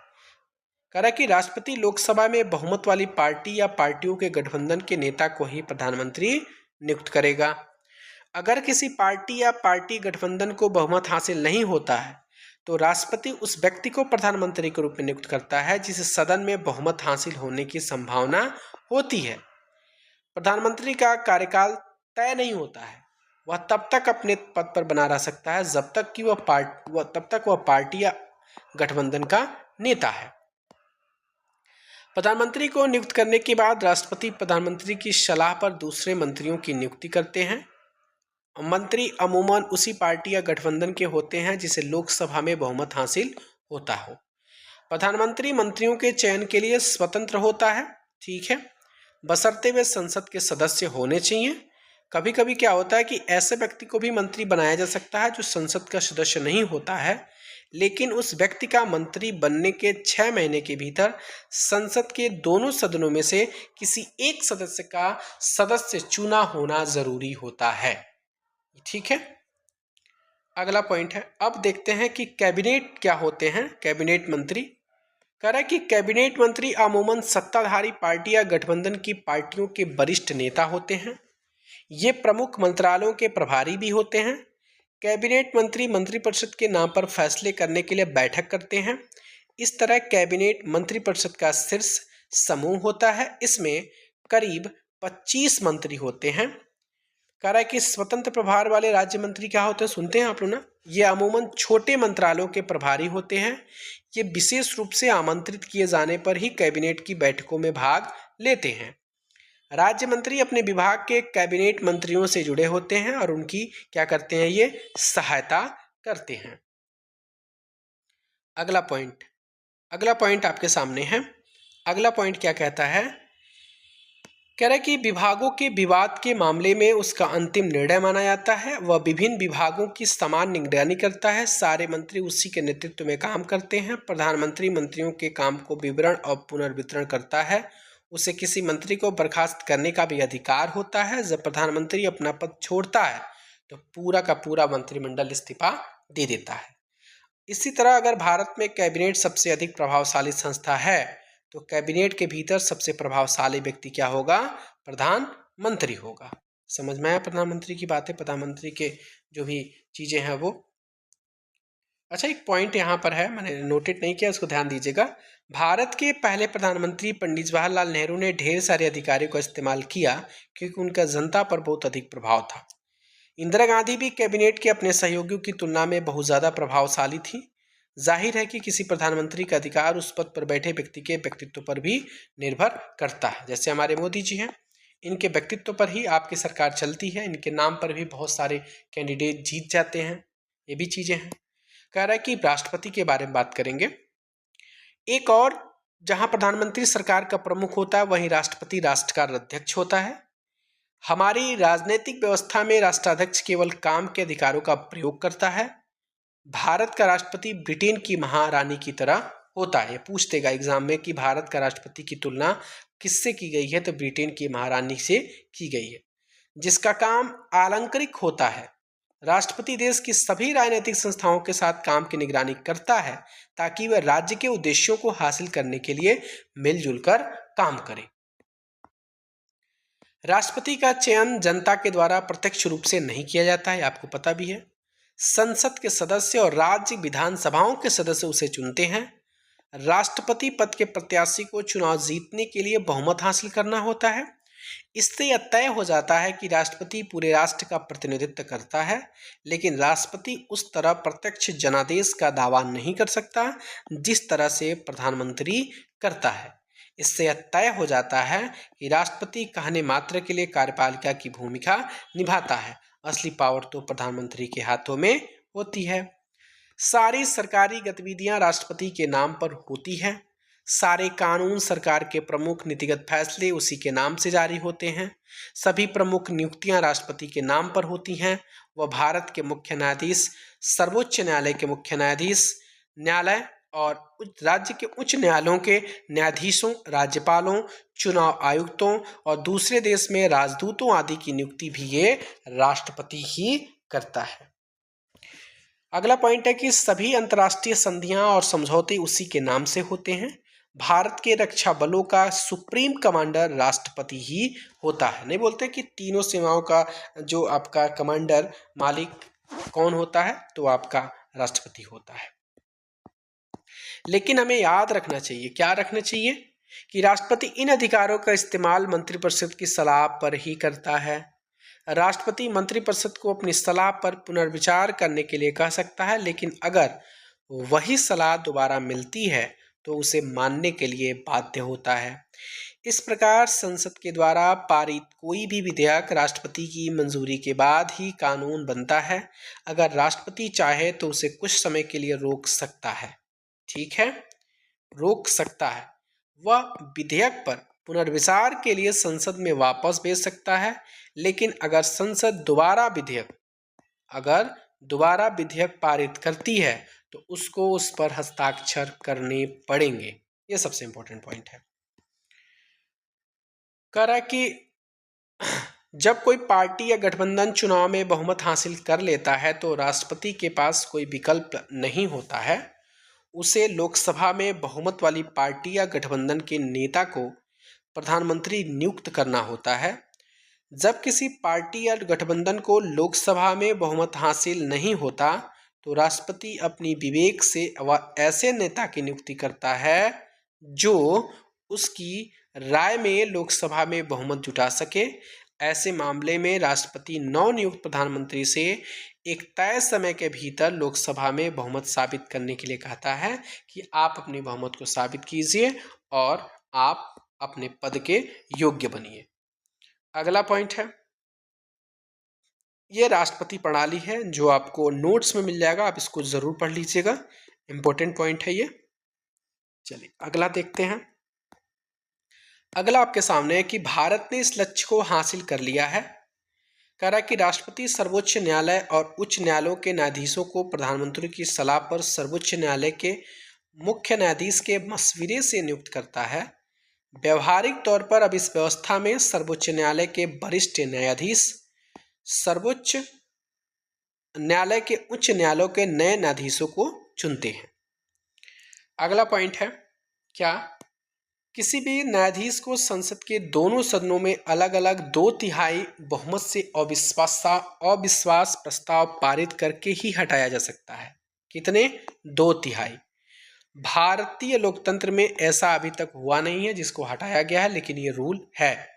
भारत की न्यायपालिका दुनिया की सबसे अधिक प्रभावशाली न्यायपालिकाओं में से एक है।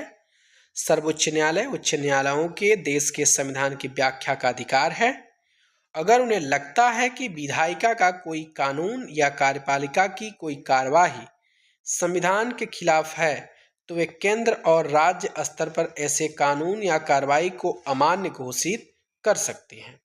क्लियर है मेरी बात? अगला पॉइंट की तरफ आते हैं। अगला पॉइंट है किसी कानून या कार्यपालिका की कार्रवाई को चुनौती मिलती है तो वे उसकी संवैधानिक वैधता तय करते हैं। इसे न्यायिक समीक्षा के रूप में जाना जाता है। भारत के सर्वोच्च न्यायालय ने यह भी फैसला दिया है कि संसद संविधान के मूलभूत सिद्धांतों को बदल नहीं सकती है।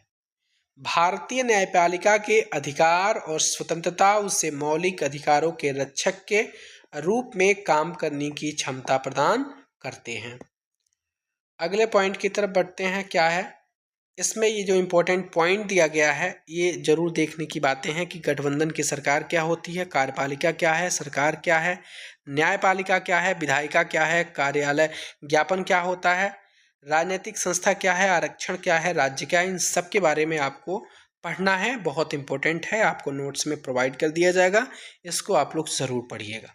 ठीक है, क्योंकि ये चीज़ें आप जानते भी हैं, पढ़ा भी दिए हम, तो ये इंपॉर्टेंट मैंने डाल दिया कि आपको रिवीजन के तौर पे आपको ध्यान रहेगा। अगले पॉइंट की तरफ चलते हैं हम। अब आता है हमारा चैप्टर नंबर 5। आज मैं आपकी पूरी की पूरी कंप्लीट मैराथन वीडियो दे दूंगा, इसमें कंप्लीट आपको पॉलिटी मिल जाएगा। चैप्टर 5 है 5 नंबर लोकतांत्रिक अधिकार, इसके बारे में बात करते हैं। कह रहा है कि अधिकार क्या है, ये आपके आ सकते हैं एमसीक्यू फॉर्मेट में क्वेश्चन। अधिकार किसी व्यक्ति का अपने लोगों, अपने समाज और अपनी सरकार से दावा है। हम सभी खुशी से बिना डर, भय और अपमानजनक व्यवहार से बचकर जीना चाहते हैं। इसके लिए हम दूसरों से ऐसे व्यवहार की अपेक्षा करते हैं जिससे हमें कोई नुकसान न हो, कोई कष्ट न हो। इसी प्रकार हमारे व्यवहार से भी किसी को नुकसान नहीं होना चाहिए, कोई कष्ट नहीं होना चाहिए। इसलिए अधिकार तभी संभव है जब आपका अपने बारे में किया हुआ दावा दूसरे पर भी समान रूप से लागू होता है। क्लियर है मेरी बात? अगले पॉइंट की बात करते हैं। क्या कह रहा है? कह रहा है कि भारतीय संविधान में अधिकार, कह रहा है कि हमने अपने संविधान की प्रस्तावना पढ़ी है। यह सभी नागरिकों को समानता, स्वतंत्रता और न्याय दिलाने की बात करता है। मौलिक अधिकार इन वायदों को व्यवहारिक रूप देते हैं। ये अधिकार भारत के संविधान की एक महत्वपूर्ण बुनियादी विशेषता है। क्या आप जानते हैं कि हमारे संविधान में 6 मौलिक अधिकार प्रदान करता है? आप इन्हें बता सकते हैं? तो आपको एक एक करके देखना है। जैसे मान लीजिए समानता का अधिकार दिया है। समानता का अधिकार पहला है, इसमें सभी को क्या किया गया है? कानून के सामने समानता, कानून के सामने मामले में समानता का अधिकार से वंचित नहीं किया जा सकता है। ये आपके मौलिक अधिकार हैं। जैसे आपके 6 मौलिक अधिकार कौन कौन से हैं? समानता का अधिकार है, संवैधानिक उपचार का अधिकार है, स्वतंत्रता का अधिकार है, शैक्षिक और सांस्कृतिक अधिकार है, धार्मिक स्वतंत्रता का अधिकार है, शोषण के खिलाफ अधिकार है। ये आपके 6 प्रकार के अधिकार हैं। इनके अलग अलग अधिकार आपके दिए गए हैं, उनके बारे में आप जिक्र जरूर करेंगे। हम चलिए पढ़ा देते हैं इनको। कह रहा है कि स्वतंत्रता का अधिकार, स्वतंत्रता का मतलब बाधाओं का न होना।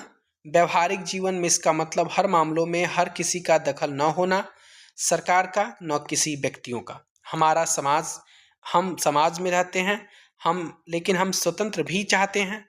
हम मनचाहे ढंग से काम करें, हमें कोई आदेश ना दे कि आप ऐसे करो वैसे करो। इसलिए भारतीय संविधान में नागरिकों को दी गई स्वतंत्रताएं हैं। जैसे मान लीजिए, अभिव्यक्ति की स्वतंत्रता है, शांतिपूर्ण ढंग से जमा होने की भी स्वतंत्रता है, आपको संगठन और संघ बनाने की स्वतंत्रता है, देश में कहीं भी आने जाने की स्वतंत्रता है, देश के किसी भी भाग में रहने और बसने की स्वतंत्रता है, कोई भी काम करने, धंधा चुनने या पेशा करने की आपकी स्वतंत्रता है। इस प्रकार से आपको स्वतंत्रता का अधिकार दिया गया है।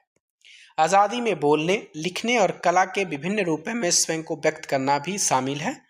दूसरे से स्वतंत्र ढंग से विचार विमर्श कर सकते हैं, संवाद कर सकते हैं, अपने विचारों को प्रकट कर सकते हैं, अपनी राय को दे सकते हैं। इस प्रकार की चीजें आपकी स्वतंत्रता के अधिकार के अंतर्गत आती हैं। अब अगला पॉइंट है, अगला पॉइंट क्या दे रहा है यहाँ पर, कह रहा है कि अपनी स्वतंत्रता का ऐसा उपयोग नहीं कर सकते जिससे दूसरे की स्वतंत्रता का हनन हो। यह भी बात की गई है इसमें। आपकी स्वतंत्रता सार्वजनिक परेशानी या व्यवस्था के कारण पैदा नहीं कर सकती है। आप वह सब करने के लिए आज़ाद हैं जिससे दूसरों को परेशानी न हो। स्वतंत्रता का मतलब असीमित मनमानी का, लाइसेंस का पा लेना नहीं है। ये नहीं कि आप जो मन कर वो करते जाए, नहीं, किसी की हत्या कर दें, नहीं, ये गलत बात है। इसी कारण समाज में व्यापक हितों को देखते हुए सरकार अपनी स्वतंत्रताओं पर कुछ किस्म की पाबंदियां लगा सकती हैं। कह रहा है कि दूसरा की अभिव्यक्ति की आज़ादी, जो इसमें दिया गया ना अलग अलग पार्ट करके, अभिव्यक्ति की आज़ादी का मतलब क्या होता है कि हमारे लोकतंत्र की एक बुनियादी विशेषता है। अभिव्यक्ति की आज़ादी में बोलने, लिखने और कला के विभिन्न रूपों को स्वयं को व्यक्त करना शामिल है। दूसरों से स्वतंत्र ढंग से विचार विमर्श करने, संवाद करने और विचारों को व्यक्तित्व का विकास होता है। आपकी राय दूसरों से अलग हो सकती है। संभव है कि कई सौ लोग एक ही समुदाय के भी हो सकते हैं। इस प्रकार से बातें की गई। अब ये अगला पॉइंट बहुत इंपॉर्टेंट है कि गिरफ्तार या हिरासत में ले गए व्यक्ति को सबसे निकट के मजिस्ट्रेट के सामने 24 घंटे के अंदर प्रस्तुत करना होता है। ऐसे व्यक्ति को वकील से विचार विमर्श करने और अपने बचाव के लिए वकील रखने का भी अधिकार आपको है। अगले पॉइंट की तरफ चलते हैं कि शोषण के खिलाफ अधिकार है। संविधान ने खास तौर पर 3 बुराइयों का जिक्र किया है, इन्हें गैर कानूनी घोषित किया गया है। पहला क्या है कि संविधान मनुष्य के जाति के अवैध व्यापार पर निषेध करता है। आमतौर पर ऐसे धंधों की शिकार आपकी महिलाएं हो जाती हैं जिनका अनैतिक कामों के लिए शोषण किया जाता है। दूसरा क्या होता है कि हमारा संविधान किसी किस्म के बेगार या जबरन काम लेने वाले को निषेध करता है। बेगार प्रथा में मजदूरों ने अपने मालिकों के लिए मुफ्त और थोड़े से अनाज वगैरह के लिए जो होता है ना, जबरन काम करवाना पड़ता है उनको। जब यही काम मजदूर को जीवन भर करना पड़ जाता है तो उसको बोलते हैं हम बधुआ मजदूरी। यानी आपको किसी काम के बदले, आप किसी चीज़ के बदले आप काम कर रहे हैं तो बधुआ मजदूरी है। तीसरा क्या होता है कि संविधान बाल मजदूरी का निषेध करता है। इसमें यह बात की गई है कि किसी कारखाने या खाद्यान्न में, रेलवे, बंदरगाह या किसी खतरनाक काम में कोई भी 14 वर्ष से कम उम्र के बच्चों को काम पर नहीं रख सकता है।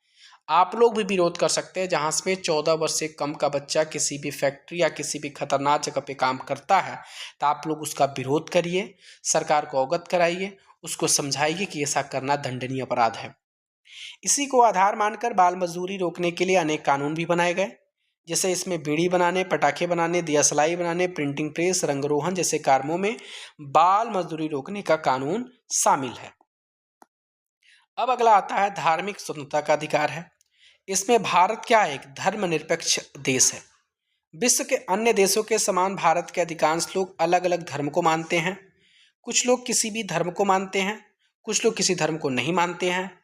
धर्मनिरपेक्षता का इस सोच पर आधारित है कि शासन का काम व्यक्तियों के बीच के मामलों को ही देखना है।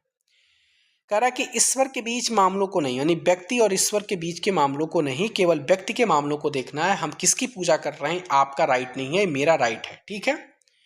धर्मनिरपेक्ष शासन वह है जहां किसी भी धर्म को आधिकारिक धर्म की मान्यता नहीं होती है। भारतीय निरपेक्षता में सभी धर्मों के प्रति शासन का समभाव रखना शामिल है। धर्म के मामले में शासन को सभी धर्मों से उदासीन और निरपेक्ष होना चाहिए। हर किसी को अपना धर्म मानने, उस पर आचरण करने और उसका प्रचार करने का अधिकार है, ये बात कही गई है। हर धार्मिक समूह या पंथ को अपने धार्मिक कामकाज पर प्रबंध करने की आज़ादी है। अपने धर्म का प्रचार प्रसार करने का भी उनको आज़ादी है, अधिकार है। अब ये है कि अब इस अधिकार का मतलब ये नहीं हो गया आप किसी को झांसा दे करके, फरेब दे करके, लालच दे करके उसका धर्म का परिवर्तन करा रहे हैं, ये आपका गलत है। निसंदेह व्यक्ति को अपनी इच्छा से धर्म परिवर्तन करने की आज़ादी, यदि वो चाहता है कि मैं अपना धर्म परिवर्तन करके किसी धर्म में जाना चाहता हूँ, तो वो उसकी स्वैच्छिक विचार है, वो उसका अधिकार है, वो जा सकता है। लेकिन आप जबरन लालच दे करके नहीं करा सकते। अपना धर्म मानने और उसके अनुसार आचरण का यह अर्थ नहीं है कि व्यक्ति को अपने मन के अनुसार चाहे सो करे। जैसे कोई आदमी देवता या कथित अदृश्य शक्तियों को संतुष्ट करने के लिए, जैसे नर बलि हो गई, पशु बलि नहीं दे सकता है, ये गलत है। औरतों को कमतर मानने या औरतों की आज़ादी का हनन करने वाले धार्मिक रीति रिवाजों और आचरणों की अनुमति नहीं है। जैसे कोई जबरदस्ती किसी विधवा का मुंडन करवा नहीं सकता है, किसी को सफ़ेद कपड़े नहीं पहनवा सकता है, ये आपका मजबूरन आप नहीं कर सकते हैं। धर्मनिरपेक्ष शासन का मतलब किसी धर्म पक्ष का लेना या उसे विशेषाधिकार नहीं है, यानी सबको एक समान रूप से धर्म को मानना है। न ही ऐसा शासन किसी व्यक्ति को उसकी धार्मिक मान्यताओं के कारण सजा दे सकता है या उसके साथ भेदभाव कर सकता है, या इसी प्रकार किसी धर्म या धार्मिक संस्थाओं को बढ़ावा देने या उसे रखरखाव के लिए कर देने के लिए किसी व्यक्ति को मजबूर नहीं कर सकती है। सरकारी शैक्षिक संस्थाओं में किसी किस्म का धार्मिक निर्देश नहीं होना चाहिए। अगर किसी शैक्षिक संस्थान का संचालन कोई निजी संस्थान करती है, तो वहाँ किसी भी व्यक्ति को प्रार्थना में हिस्सा लेने या किसी धार्मिक निर्देशों का पालन करने के लिए मजबूर नहीं किया जा सकता है। अगला पॉइंट है कि अल्पसंख्यकों को ही भाषा, संस्कृति और धर्म के विशेष संरक्षण की जरूरत होती है, अन्यथा वे बहुसंख्यकों की भाषा, धर्म और संस्कृति के प्रभाव में पिछड़ते चले जाएंगे और इसी के चलते संविधान अल्पसंख्यकों को सांस्कृतिक शैक्षिक अधिकारों के स्पष्ट करता है। क्या स्पष्ट है इसमें देखिएगा। पहला पॉइंट है कि नागरिकों में विशिष्ट भाषा या सांस्कृतिक वाले किसी भी समूह को अपनी भाषा और संस्कृति को बचाने का अधिकार है, पहला पॉइंट है। दूसरा क्या है कि किसी सरकारी या सरकारी अनुदान पाने वाले शैक्षिक संस्थान में किसी नागरिक को धर्म या भाषा के आधार पर दाखिल लेने से नहीं रोका जा सकता है। फिर अगला क्या है, सभी अल्पसंख्यकों को अपनी पसंद का शैक्षिक संस्थान स्थापित करने और चलाने का अधिकार है। यह अल्पसंख्यक का अर्थ राष्ट्रीय स्तर पर धार्मिक अल्पसंख्यक भर नहीं है।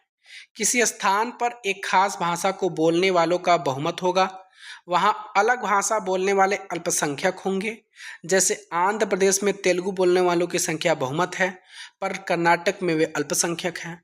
पंजाब में सिख आपके बहुसंख्यक हैं, पर राजस्थान और हरियाणा, दिल्ली में वो अल्पसंख्यक हैं। वैसे ही इसी प्रकार की बात अल्पसंख्यक के बारे में की गई है। अगले पॉइंट की तरफ हम बढ़ते हैं। क्या कह रहा है कि संविधान में दिए गए जो मौलिक अधिकार है वो महत्वपूर्ण है, इसके लिए लागू किया जा सकता है। हमें उपयुक्त अधिकारों को लागू करने का अधिकार है, जिसकी को हम संवैधानिक उपचार का अधिकार कहते हैं।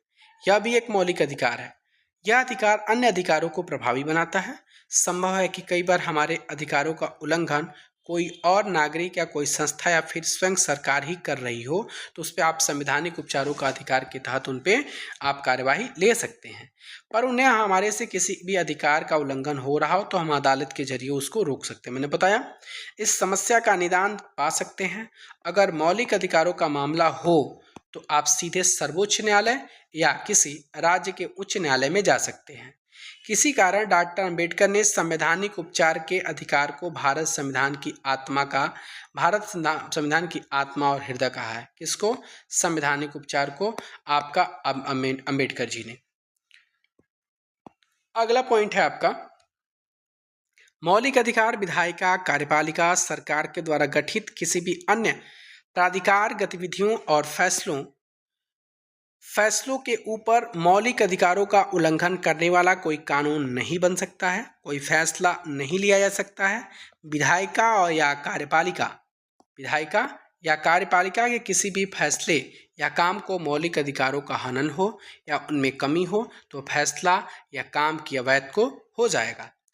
हम केंद्र और राज्य सरकार के द्वारा बनाए गए ऐसे कानून को, उनकी नीति और फैसलों को यहाँ राष्ट्रीयकृत बैंक या बिजली बोर्ड या जैसे उनके द्वारा गठित संस्थाओं की नीति और फैसलों को भी हम चुनौती दे सकते हैं। वे भी व्यक्तियों या निजी संस्थाओं के खिलाफ मौलिक अधिकार के मामले में दखल दे सकती है। सर्वोच्च न्यायालय या उच्च न्यायालयों को मौलिक अधिकार लागू कराने के मामले में निर्देश देने, आदेश या रीट जारी करने का अधिकार है। क्लियर है। अगला पॉइंट है कि अधिकारों का बढ़ता दायरा, इसके बारे में बात करेंगे। जैसे मान लीजिए हम बात करें कि प्रेस की स्वतंत्रता का अधिकार, सूचना का अधिकार, शिक्षा का अधिकार, ऐसी चीजें मौलिक अधिकारों का ही विस्तार करती है, उन्हीं से निकली हैं। अब स्कूली शिक्षा पर हर भारतीय का अधिकार बन चुका है। 14 वर्ष तक के सभी बच्चों को मुफ्त अनिवार्य शिक्षा दिलाना सरकार की जिम्मेदारी बनती है। संसद ने नागरिकों को सूचना का अधिकार देने वाला कानून भी पास कर दिया है। यह अधिकार विचारों और अभिव्यक्ति की आज़ादी के मौलिक अधिकार के तहत ही है। अगला पॉइंट है कि सरकारी दफ्तरों से सूचना मांगने और पाने का अधिकार है। हाल ही में सर्वोच्च न्यायालय ने जीवन के अधिकार को एक नया विस्तार देते हुए उसमें भोजन के अधिकार को भी शामिल कर दिया है। साथ ही ये इम्पोर्टेंट पॉइंट है कि सर्वोच्च न्यायालय ने जीवन के अधिकार का हवाला देते हुए उसका विस्तार करते हुए किसको जोड़ा है? भोजन के अधिकार को भी शामिल किया है। साथ ही अधिकारों का दायरा संविधान के द्वारा दिए गए मौलिक अधिकारों तक ही सीमित नहीं है। संविधान अनेक दूसरे अधिकार भी देता है जो मौलिक अधिकार नहीं है। जैसे संपत्ति रखने का अधिकार अब मौलिक अधिकार नहीं है पर संवैधानिक अधिकार है। चुनाव में वोट देने का अधिकार एक महत्वपूर्ण संवैधानिक अधिकार है।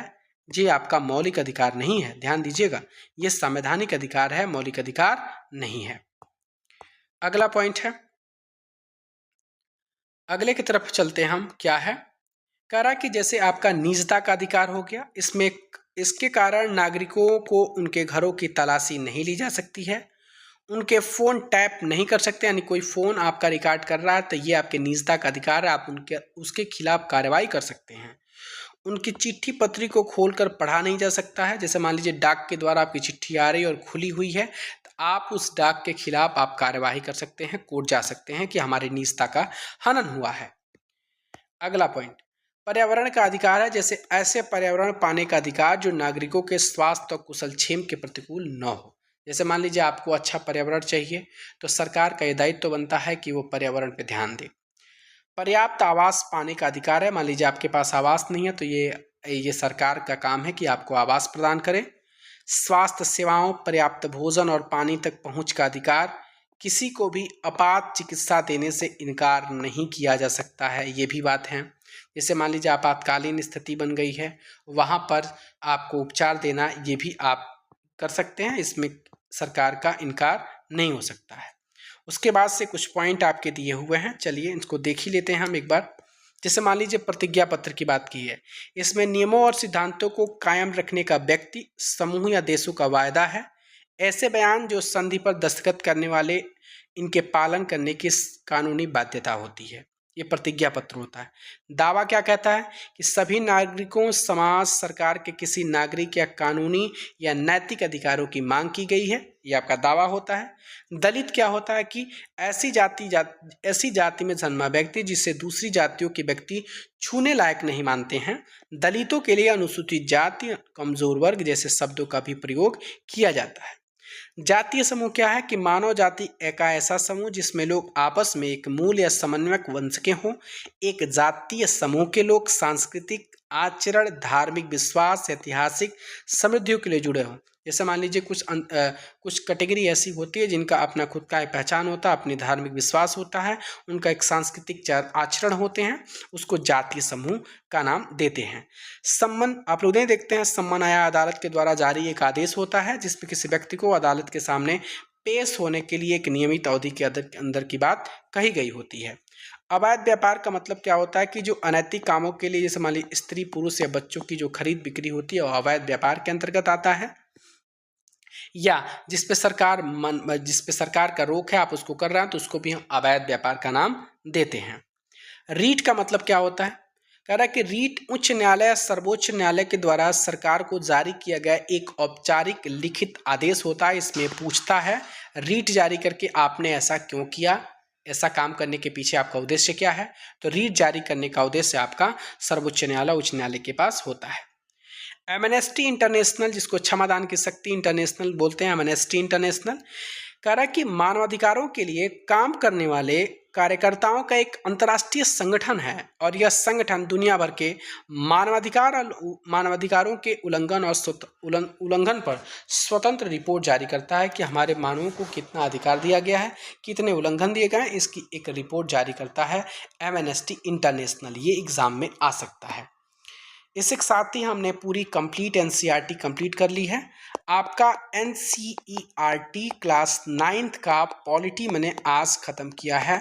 हमने पूरे बोल्ड पॉइंट आपके बता दिए हैं, बुलेट पॉइंट जो भी हैं आपके एग्ज़ाम में आने वाले सबको बता दिया मैंने। वीडियो आपको पसंद आए तो प्लीज़ वीडियो को लाइक ज़रूर कर लें, एक मोटिवेशन मिलेगा। और पहली बार हैं तो आप चैनल को सब्सक्राइब कर लें।